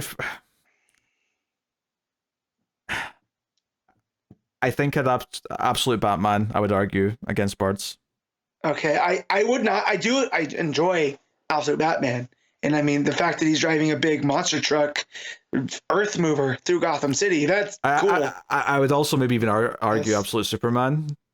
Yeah, see, I would not over Birds. And I know that seems sacrilegious for me. Yeah, but, and I think the last one that I could argue is maybe the Penguin. Maybe. You got me with Penguin. That's where you had me, or you lost me, and then you got me back. Yeah, Penguin was actually really good when you stop and remember what the issues actually were. Yes. I would be okay with putting Penguin next after the Wonder Woman's, just because that book, the consistent tone through it, like you said, the perspectives of never getting in the Penguin's head until maybe that last panel, right? I do think, plus the De La Torre art, that was most of 2024. We had those fill-ins, but it served a story purpose as well because it was a flashback. Mm-hmm. So, and it wasn't like the art was terrible. It just wasn't De La Torre. Right? It was more different. Grotesque. Yeah. Oswald looked way more grotesque than I think he ever has in those. And you could make a story issue, a story excuse as well, that's how he saw himself. Yeah. I'd be okay with putting Penguin over any of the however many you mentioned there. So you're out of all the ones I mentioned, you're immediately gunning for Penguin to be the top of that batch. I would of those. I'm thinking if I'm okay with that. I'm thinking, do I agree with that sentiment? Do I think Penguin is better than Detective, Nightwing, and the other two Absolute books? Mm-hmm. It's more maybe that. See, for me, that one that's less of a fight. I'm willing to fight for the other for my birds over those. And it's ironic because I'm fighting for birds against a penguin, also a bird, yeah, right? yeah. And don't phrase this like I'm arguing against birds. Like birds is still a top 10 book for me easily. Pete, it's called optics, sir. Yeah. So, you know. Yeah. I could maybe have the penguin. I'll put it there just now. I don't know if I'm going to keep it there, but we can. We always do. Yeah, I'll slide it at 3 for now, and we'll see how it looks. I don't have an argument for birds over penguin. Like I have an argument for the rest of them. You know? Yeah. I mean, birds is such a comfort book. Like it's such a something that I look forward to that always makes me feel good. I don't think I rate it as highly in the top 10 compared to some of these other things, just because they make me feel more in terms of like drama. Like I get more like sort of like up and down in the story. I get a lot more thrills and a lot more like deeper ideas out of some of these other books that I'm kind of arguing for, depending on which one I'm arguing for, because obviously I'm talking about a bunch. Or something that's doing something a bit more exciting where I'm like, oh, I'm actually genuinely curious as to where this goes. Whereas with Birds of Prey, like I love reading that and I love the characters and it's so nice to read. But I almost never found myself going, oh, I wonder how this is going to wrap up. It's almost not a concern. Yeah. Well, for me, it's like very similar to a lot of Kelly Thompson's books that I've read before is I'm checking in to see what the characters are up to, not necessarily what's this big story and whatnot. Like I want to see how Barda was going to, how she was going to react to this venomized, Amazonian monster version of Cass, right? Like that's what I want to see. I want to see how their relationships are and the whole Canary and Babs and the hunt for Babs through the whole early part of the year. So, and then that's Kelly Thompson's thing. Yeah. It's an interesting debate to have, because I mean, I feel like we should try and group some of what's next in the middle. So It feels like Birds of Prey's in that discussion. It feels like Detective and Nightwing are in that discussion. I would probably put, if we're talking about the absolutes here too.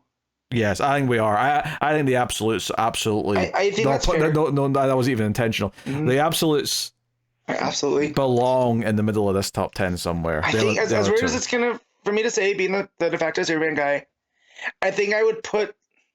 I'm a little bit more invested in the story of Batman because it's a little bit more different in the absolute version, right? Because I want to see some of the stuff that Snyder's cooking with, right? I mean, I might agree that it's a little bit better. I do think the statement you just said, though, is the most nonsensical thing I've ever heard. How on earth?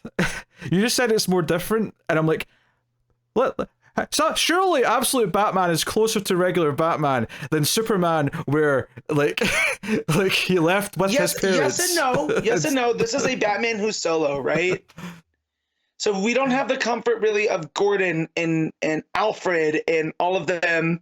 Yeah, but Batman is still closer to being alone in regular Batman than what Superman is in this Superman. See, I always feel like Batman's strength, and everyone always argues with man, is the people he surrounds himself with. No, and that's what makes I get so that point, different. Matt. I get that point. I just think that the differences between regular Superman and Absolute Superman, and in Batman and Absolute Batman, I think it's a gargantuan in favor of Superman being way more different. Like, we literally spend every issue of Absolute Superman going, do we even know if his parents are going to die on Krypton? Because we don't. That is insane. Right, but I also feel like am I bleeding in the issue from January now for Batman? Then I feel like we have a little bit more filled in. Right? I mean, maybe you are. Look, I'm not even trying to debate that one's better than the other here. I'm just debating that one sentence you said. but to me, this Batman it feels so different because, like with Jason Aaron, we only have that Bizarro with him writing Superman, right? So, but with Snyder, we have so much work to look on for Batman and how he's approaching it differently. Oh yeah, but it doesn't really matter how it compares to their own previous work. It just matters like what generally Batman is like, what generally Right. Superman is like in the DCU, and how these versions are different. Yeah. So I would definitely I would put Absolute Batman over Absolute Superman by a hair. Okay. So that's where in that genre. That's what that whole conversation started off to get Yeah, to. okay. Yeah, okay. Now, do I put any of those over Nightwing or Detective? Okay. Actually, before we answer that, right? Let's do some other simple things. Yes. Nightmare or Detective, which is higher? For me, Nightwing. I feel like you're forgetting just how passionate and positive we were about Detective during all of Ram V's stuff. Right, but that was but how much? I see. Here's the thing: how much of Ram V's? How far did it go into? It ended in like October. Was it October? Maybe September. Yeah, it was September, October. It was literally 2/3 of the year, Matt. I feel like it was just the front end, and I feel like no, because Taylor only started in October for his Detective. We've only had like 3 or 4 issues. Maybe I'm conflating the Tom Taylor stuff because then when did his Nightwing end? Was it around the same time? Around the same time, yeah. We basically, I think he ended his Nightwing maybe a month before, or maybe a month after that Detective. I don't know, right. But it was around the same time. So I'll say this: I'm enjoying the new Nightwing more than I'm enjoying the new Tech. That's fair. But I think I would flip those. I was enjoying Tech more than Nightwing. Okay, so how do you merge those together and come out? How do you merge those together? That's the question, right? So if we have to just go off of sheer numbers, then I guess I'd have to put Tech over Nightwing. It's weird because I think like everything's good here, right? I like Taylor's Tech so far. Yes. I liked Ram V's Tech a lot. I liked Taylor's Nightwing a lot, and I'm really enjoying the new Nightwing by Waters. I feel almost bad. Like I feel like if I say Nightwing is better out of the two, I feel like that's just because the new run feels so fresh and different that it just feels more in my mind rather than because it's better. Yeah. It's just so right off the hip, I would say Nightwing over Tech, right? So I would agree there. And that's just because of if I'm overthinking it, I'm going to get lost in the weeds of issues and when they ended and who would ever. And so I would just go off the hip. I would say Nightwing. But all the Tech stuff this year, Matt, it was like the Batman, like I know, the Batman being hanged and Catwoman having to get all the villains together to say like fake his death and bring him back, all that stuff. Batman coming back to the city and like the big like But we also have the him going through his own purgatory levels as well, which we weren't as strong on. That was not 2024, Matt. Yes, it was. If we had to do through the hanging. That happened post-hanging because then Talia had to get him out. Was that post-hanging? Yes, Talia got him out post-hanging because that was the whole point of it. Okay, maybe the hanging wasn't 2024 yes. then. Yeah. That must have been further back. If you're weighing it through that, because I remember him having to go through his own purgatory. Yeah, there's all of him coming back to the city, though. That was definitely in 2024. Yes. Right, okay. God, jeez, so much. Yes, see? All right, you know what? I will inch it to Nightwing. I will agree. Out of the two of them, Nightwing I will put above Detective. So I will form that just now. Okay. Absolute Batman versus Nightwing. Nightwing. I could be debated either way. But I put over Nightwing just mainly for the I was getting on earlier when I thought it was only going up against birds. The cast of characters in this new part, right? The Flyboys, the Teddies. You have Blockbuster's gang, and then you have those super proper. I forget their name, but there's just a sense that Waters is bringing to it that makes it so not so different, but makes it definitely distinct from what Taylor was doing. You know, and I would put that over Absolute Batman. Okay. Because that's the heads up comparison from when Absolute Batman started was similar to the time that Waters took over. All right. Right? Absolute Batman or Detective Comics? Tech over Absolute Batman. Okay. I'm not necessarily feeling strong enough to debate that. I don't think. I think maybe if there was even more absolute Batman, I think it'd be more of a fight. But yeah, as it is, I can agree with that. All right. And we said absolute Superman would be under absolute Batman, which yes. Again, I like, I don't know. I go back. I think they're all those absolute books are so good that it's hard to. You could sway me on putting Superman over Batman. I'm just telling you, that was where I was. I don't feel strongly enough to still, because I think I like them both a lot, and they're very. I feel like whatever one I read last is the one I like more because I remember it. Yeah, I'm on the same way. It's like by far, Absolute Wonder Woman's my favorite out of the Absolute line every time I read it, and then I flip flop between. But man, Superman was real good. Yeah, Batman was real good too. It's hard to put them which one I like more, but like you said, it's probably whatever one I read last. Okay, I'm going to suggest that Birds of Prey goes under Nightwing and above Detective. Okay. I can. That's where I was leading to. You could have swayed me Nightwing over Birds by a hair. I think I'm going. I think the current story of Nightwing in Dan Waters' run, I think, is a more compelling story than what Birds of Prey typically is doing, and it also does have a lot of endearing characters because you've got Dick and Bab's relationship, and you've got a sister even, and everything going there, and even the fact that he's showing care for some of these other characters in the city, like the teddy bear gang and whatnot. And also Cosmic Horror Clown. Don't forget Cosmic Horror Clown. Oh, how could I forget? No, Cosmic Horror Clown was January's issue. It was more recent. But yes, but still. It's there. So a lot of great stuff there. Okay, so the things that we've not really considered yet. Yeah. I hate to say it, but Shazam is probably falling off the 10. I think. I would put Ivy, and I love Josie Campbell. I would put Ivy over Shazam every time in a head-to-head, especially in 2024. Right, that's fine. We haven't really talked about Green Lantern yet, and while it's very solid, and I've liked a lot of things it's done, there's definitely periods of the year where I feel like it was rushing through the end of its first big arc.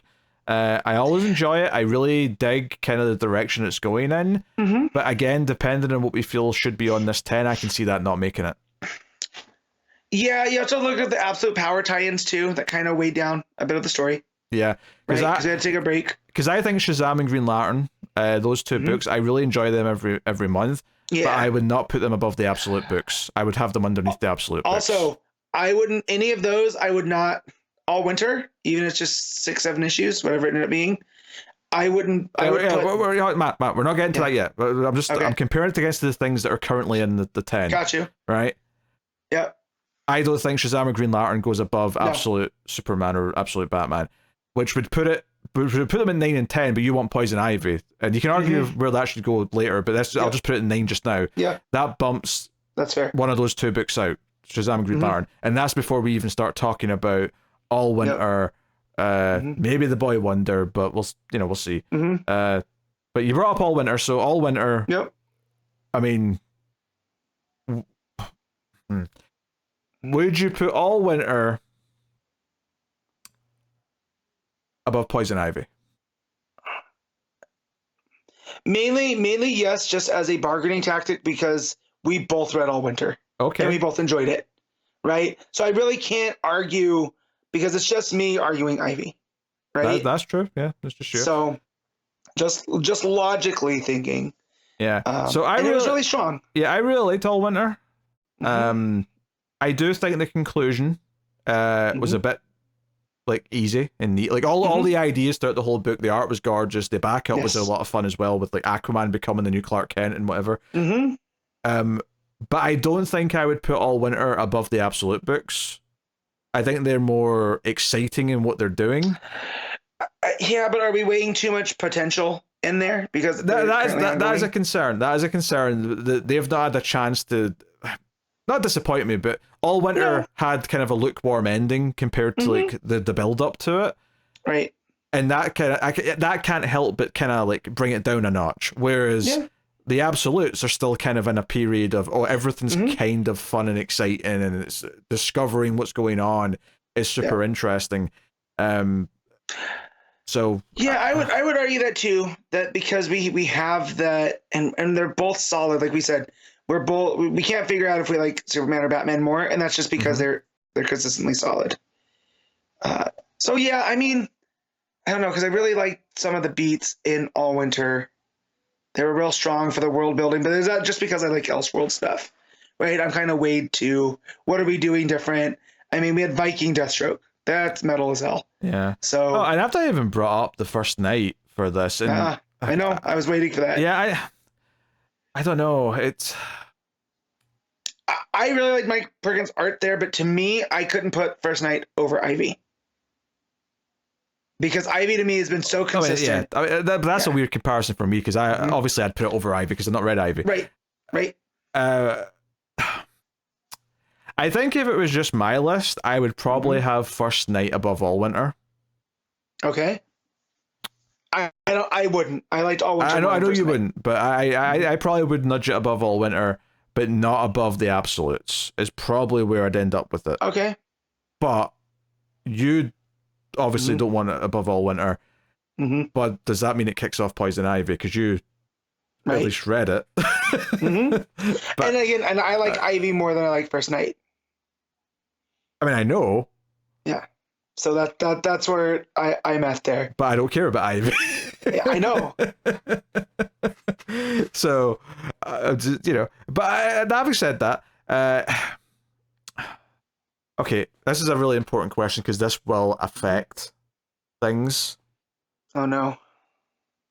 How many issues of Batman and Robin Year 1 were in 2024? Because if it was 3, then it's getting a place on this top 10. To the internet I go. So go to the internet and find that out. Because I can't argue, though. That's the thing, though. Because how many issues of First Night were there? Were there only 4? I think it was only 3. It was a 3-issue series. Only 3? There was 3 prestige issues.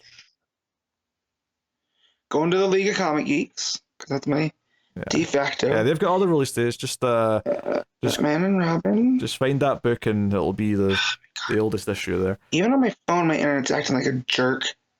I mean, look, Matt, my internet actually works. I will. Yours is actually good. I will check. So, okay, you don't worry your pretty little head. I'll. Oh God, Batman and Robin Year 1. All right, 2024 to present. Issue 1 was October, meaning that there was in fact 3 issues of Batman and Robin Year 1.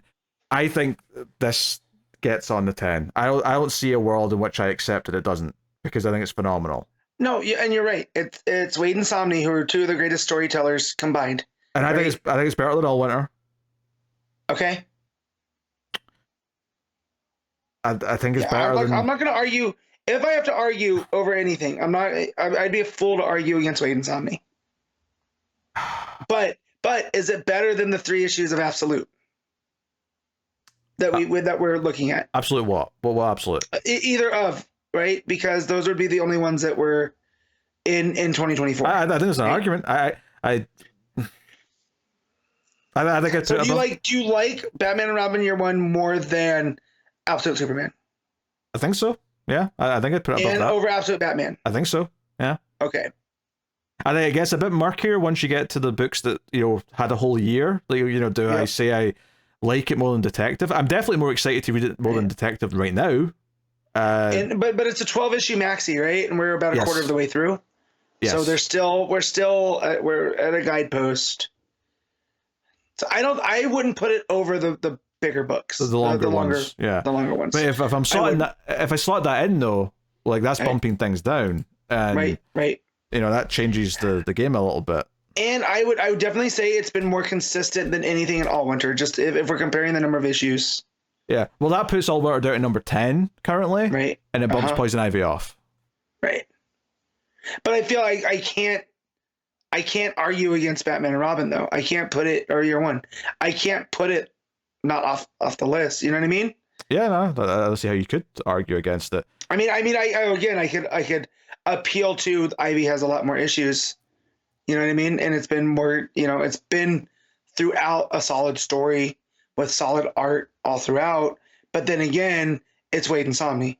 No, but you wouldn't be arguing against That the only thing you can argue Poison Ivy against is All Winter, because that's the only thing it's fighting against to get onto the Well, if list. that's the case, I would put Ivy over All Winter.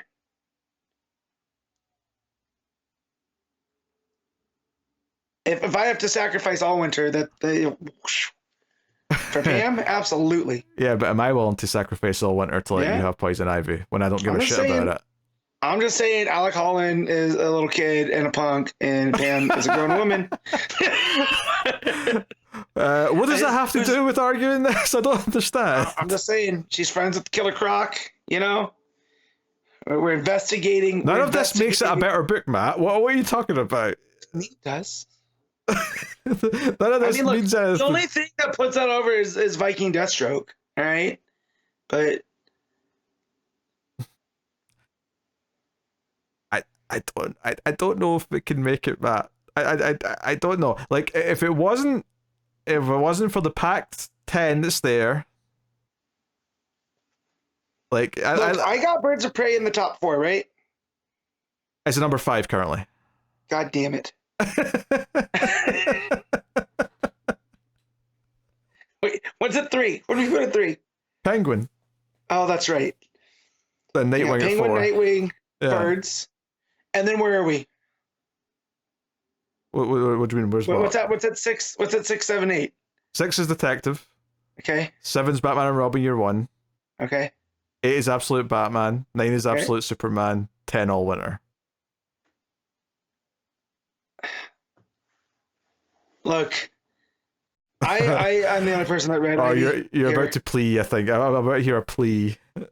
It's not a plea. I just look. I like it more than All Winter, but you didn't read Ivy, so I feel like we can't. You know what I mean? Like, I feel this is not an argument that I want to waste 20 minutes on. Okay, I just you know what I mean. I love Ivy. If Connor was here, I feel like I could make the, because he also has read it, so we can make a group effort.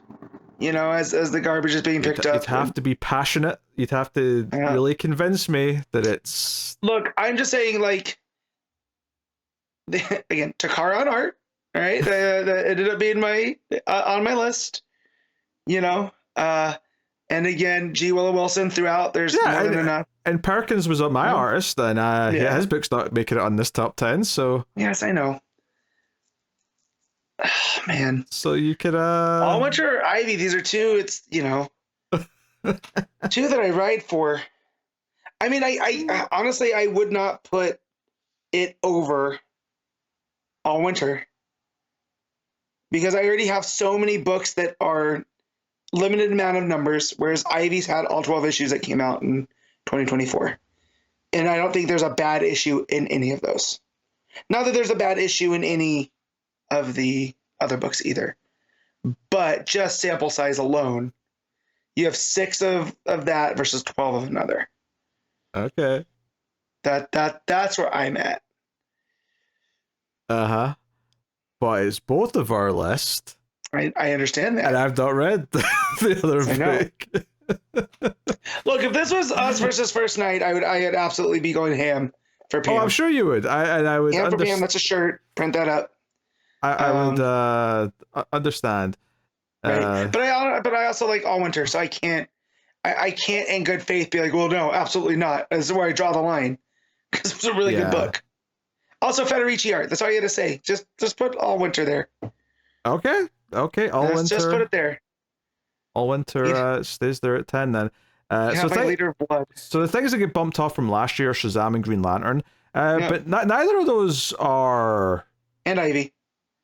Sorry, and Ivy. But none of them are bad this year. They're all enjoyable. It's just here's the thing: we're arguing all good books. These are all books that we really love.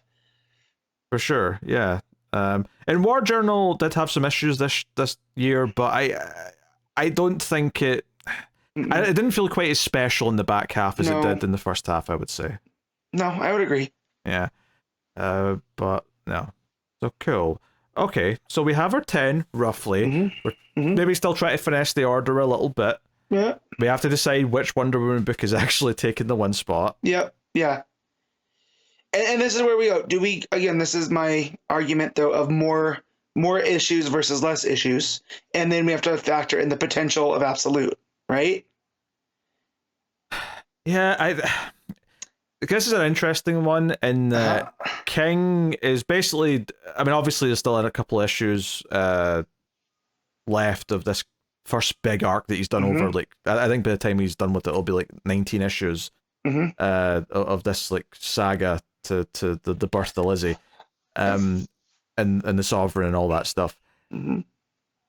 I don't think anything in that has been disappointing in 2024. I don't think anything felt like, oh, none of this went downhill a little bit, or it felt like it stopped feeling as special. Like that, I mean, okay, that last issue we read was January, so I can't count that. But like even the one where it's the Wonder Girls going around like ruining the Sovereign's finances, that was super memorable, and that's something that book has done a lot. Is that the single issues are very memorable because they have like their own sort of book ends where it feels like, oh, this was what that chapter was, and I remember it.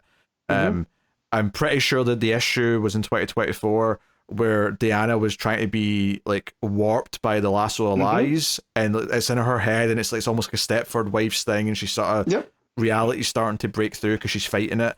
Like that was such a cool idea of an issue. Where would you rank the tie-ins where she teamed up with Damien?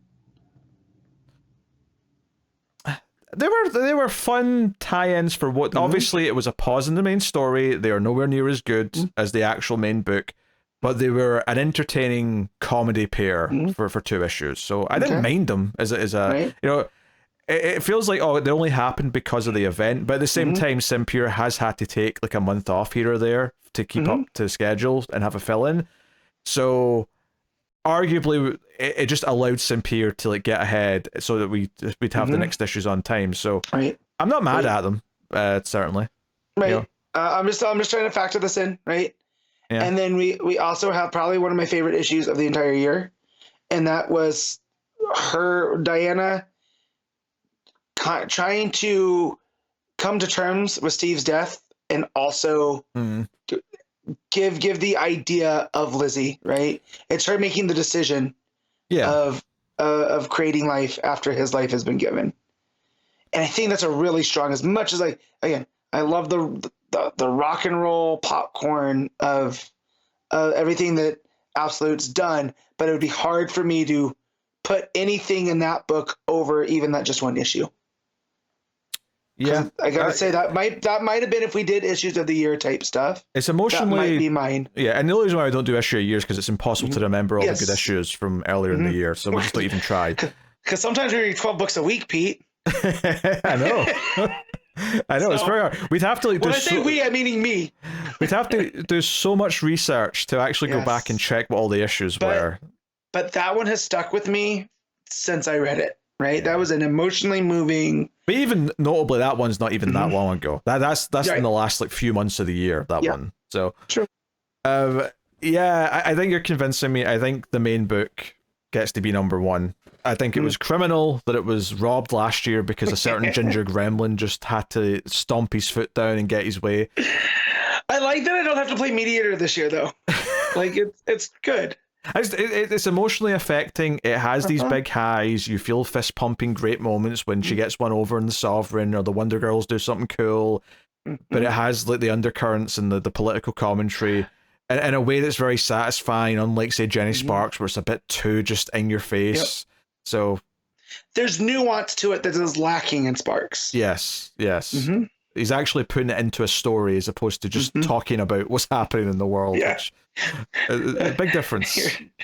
Jenny Sparks can be boiled down to these are Tom King's thoughts on current events. You know, Wonder Woman is like, you know what? You know what's terrible? The world. You know what would be great if we had? It was a Wonder Woman because she would fight all this BS.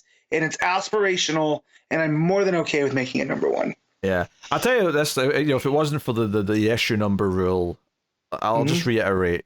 Batgirl's the one that I would maybe not be arguing for like the top like 3 or anything like that, but I would have been fighting for it in the middle of this list if it was. You wouldn't have to fight for it because that would have made the All Winter versus Ivy that would have been non-existent because I would have been I would have been locked in step with Batgirl. They're both gone at that point. Book. Yeah. Just worth mentioning that. All right, Wonder Woman is our book of the year. That's number 1. Absolute Wonder Woman. Connor.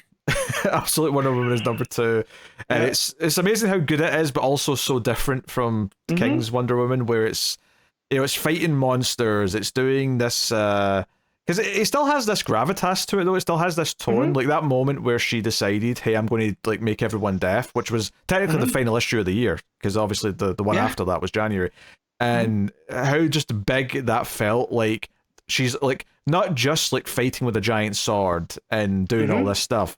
She's actually using magic to outsmart the rules of what the monster is, and I just dig that stuff so much. Like, and the rules come out very clear as well. Like we never lost in what this thing is. We don't know what the tetracite is. Yeah, right. And the action sequences are so well like layout and the panels. Like the like, I mean, that part of the art. Obviously, I mean, I'm not the actual art like drawing style.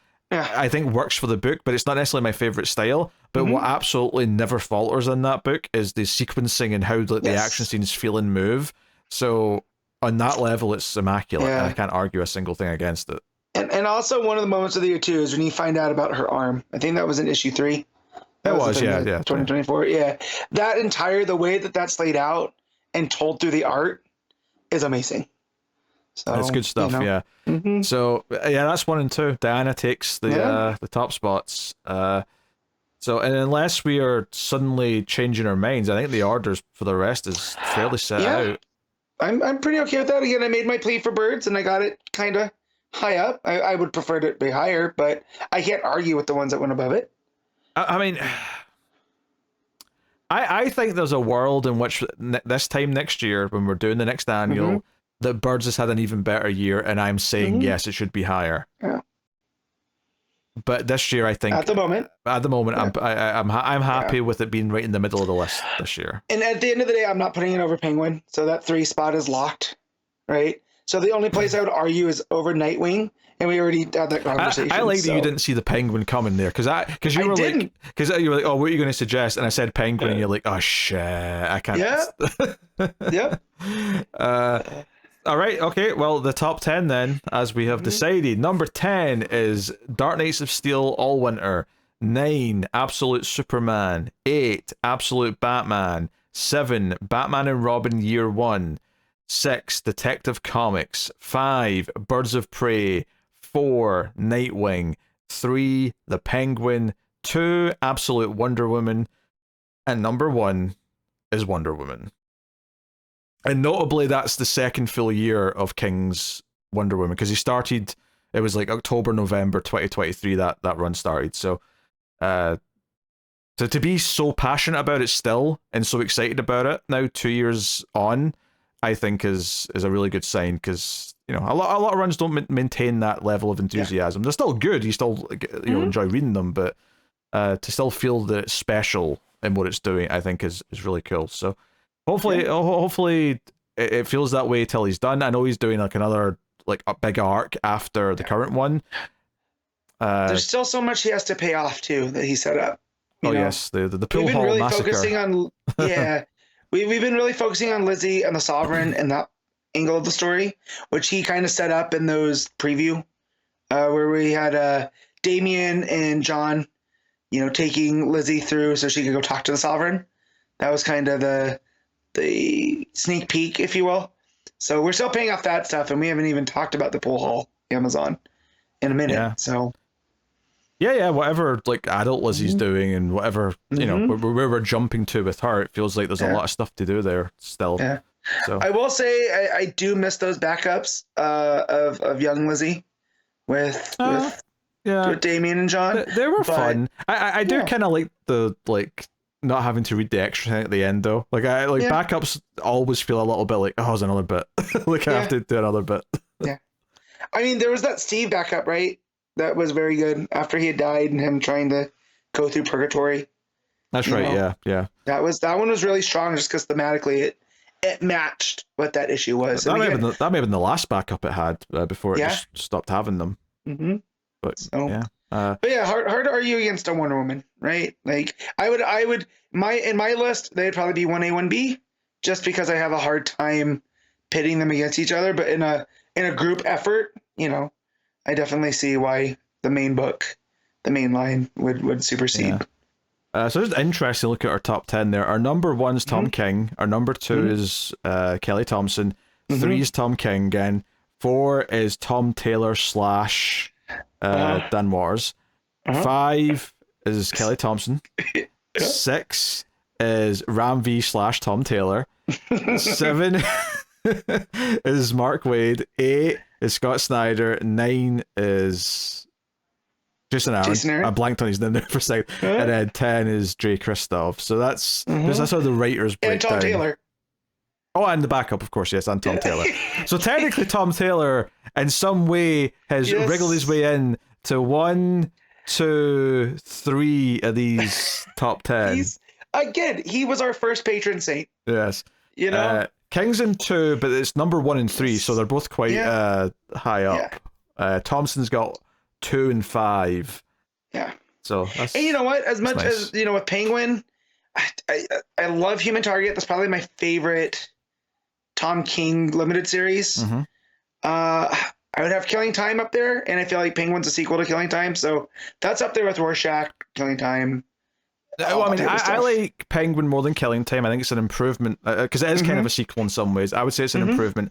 I don't think it's up there with Rorschach. I think, or Strange Adventures of Human Target. I think there's an A tier of Tom King, and I think Penguin is like the A minus or the B plus level of Tom King. Yeah, that's really good.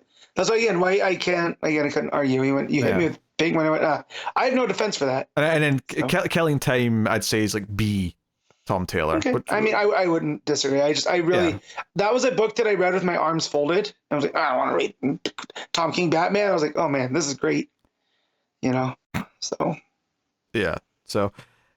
Yeah, that's interesting. I mean, maybe. Yeah, I mean, obviously we had all those stats. I mean, maybe we should have saved them for like a special or something where we did like a top 10 King books, or, you know. Yeah. Maybe. I mean, that's always in play. You know. It's always something we we just can want to do. invite Connor. Oh yeah, we can't invite Connor for that. He would. But you know what? We could actually have him do his bottom 10 King books. That would be very funny. Yeah, but he stopped even trying them after a while, so it's not even like he's... I know. Yeah, I don't know, because I mean, we do have to keep in mind, you know, we're like. Believe it or not, Matt, we're less than like a year and a half away from episode 500, I think. So I know. It's I'm still here. Yeah. That'll be, we'll have to do something special for that. So maybe maybe we do like a special top 10 episode where we do top 10 Taylor books, top 10 King, but pick like 4 or 5 of the creators who have been here for a lot of the time and do like a bunch of top 10s. That could be a fun way to celebrate. But I'll forget that when the time comes. So everyone remind me. Yeah. On Patreon or wherever, remind me to do the special top. Yeah, for episode 500, we'll do 5 top 10s. There you go. That's the gimmick. All right. Well, that's pretty much it for us looking back at 2024. I guess the only thing is to kind of look ahead a little bit and say what we're hoping from 2025. I mean, we got more Absolute books launching. We're still kind of early in that. We got Green Lantern, Flash, Martian Manhunter, as well as kind of the weird one, but still big creators, Al Ewing, Jeff Lemire on some of those. So hopefully those are just up to the standard. The fact that the creative team pitched the Absolute Martian Manhunter with a handmade clay figure, just to show how different. I love that story, and I'm very excited to see how that book shapes up. So yeah, and we just had an Aquaman book start, which I think you missed that episode. I think that was the episode. No, you were here. Did I? No, I talked about it. Okay, because I remember saying it's a decent enough book, but obviously the ending of that issue revealed, it's got more to do with what's going on in all the dark side stuff, and potentially it depends where it goes, I suppose. But it seems like it's going to, rather than just being a typical Aquaman book, but. It did get me intrigued. Like I'm curious to see where it goes. So hopefully that keeps popping off. So we have a lot more Unlimited to come, right? Like they're doing a Superman Unlimited. We got Justice League Unlimited. I wonder if that's going to be a new kind of branding thing. That's right. We got that DC does. Yes, because that's what the Superman line needs, a Dan Slott Superman book. So we'll see. I mean, if nothing else, I'm sure we'll have plenty to talk about when that starts. So, I mean, hopes for the year. I do still want Philip K. Johnson on another DC book. I mean, I'm actually really digging his Batman and Robin so far. After a couple of critiques I had in that first issue he did, I think the tone of it and the story's been pretty interesting. I need the next chapter of Olgren. Come on. There's more. There's more aspects of Algren to get to. Maybe. Johnson. But I definitely would like Johnson on something else. Yeah, it feels like Ram V definitely is going to have something. I'm sure he's even hinted maybe that he's got another miniseries at least to go alongside New Gods. He also said we haven't seen the last of the Vigil, so we'll be popping up somewhere. That's right. Hopefully, maybe we'll get them this year. We know Resurrection Man's coming from him. Of course, so, yeah. I am looking forward to that, to Facebook. More of that from Christian Ward. Yeah. First two issues thoroughly enjoying that. Were pretty good, yeah. So that's that. I mean, that's a limited series, obviously. Honestly, I don't have that much of a wish list, just purely because things are in a pretty reasonable place. I guess the only thing would be, if I got a Cassandra Cain book, give me a Stephanie Brown book. Okay, if I can have what I want, give me a Stephanie Brown book with a decent writer. In that same thing, give me a mainline Supergirl book. I know we got stuff cooking. The stuff's cooking. But if I was to guess, I will say you're more likely to get that in 2026 because that's when the movie comes out. Synergy. Sometimes it bites you. I think it's absolutely something that they're going to do, but I think they might hold off until early 2026 so that it's, maybe just ending its first arc for the movie coming out. That makes sense. I could see that. But yeah, it's good. We've gotten Shazam books. We've gotten Mark Waid back. We're kind of spoiled right now. There's things that didn't seem like this 5 years ago, right? Yeah, Mark Waid's been back for a while now. I mean, Mark Waid's been back for like 2+ years now. Yeah. So But when I say he's back, like it's consistent. It wasn't just like, he's doing World's Finest. But, like they handed him Justice League. But imagine 3 years ago saying that we would have Mark Waid, Kelly Thompson, Dan Slott. And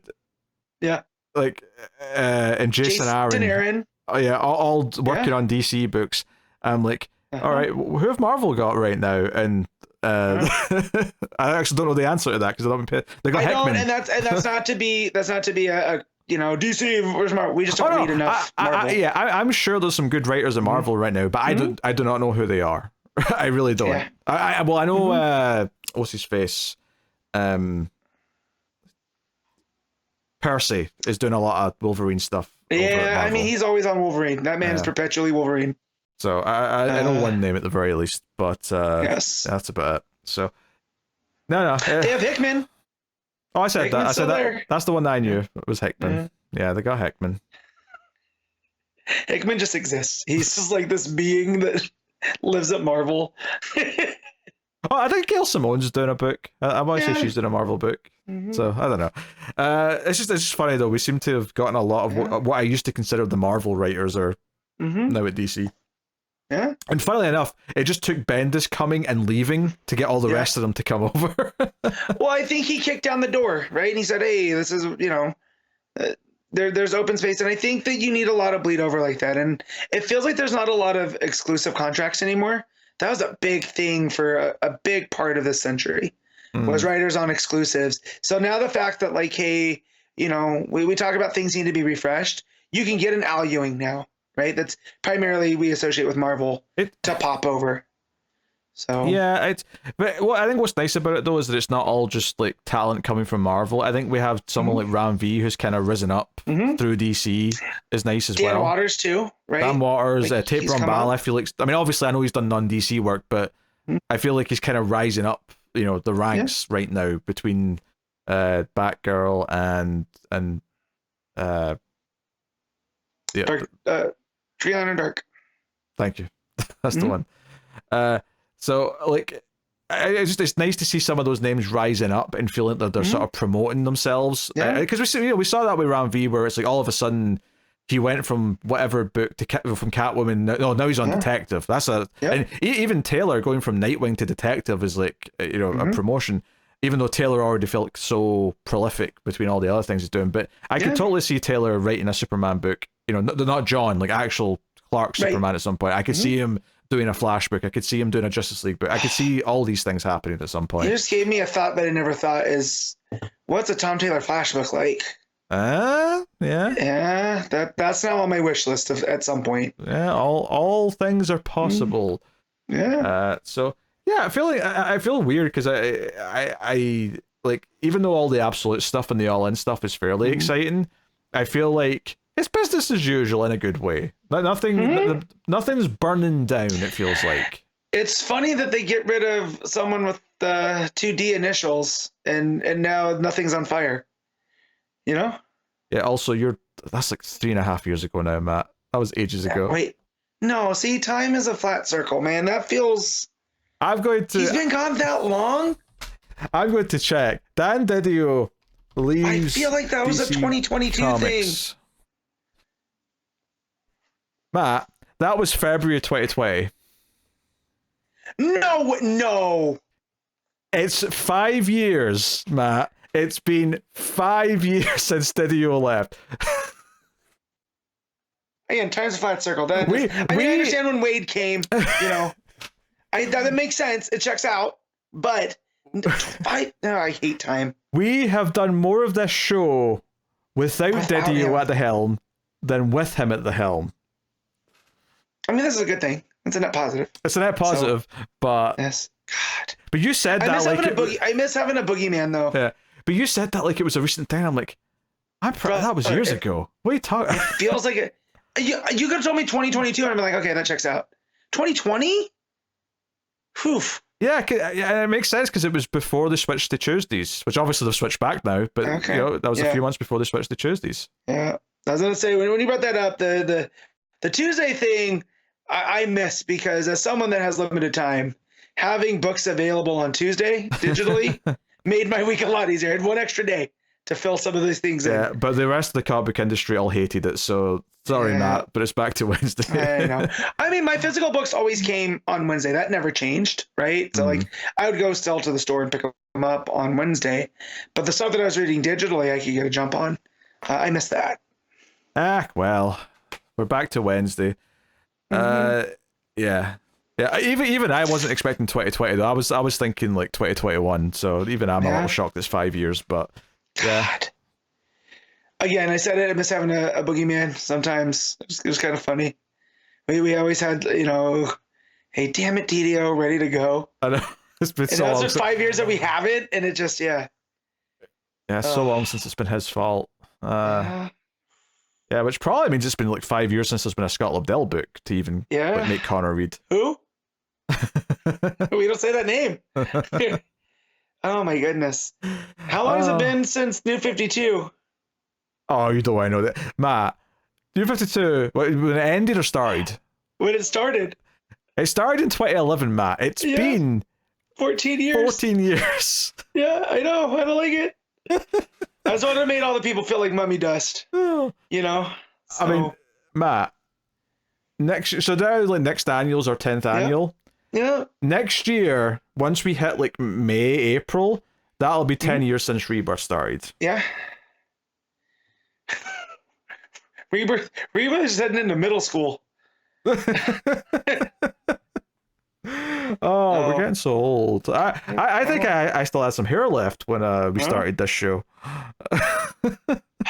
You might have. Anyway, that's the show, everyone. That's Comics From The Multiverse Annual, issue number 9.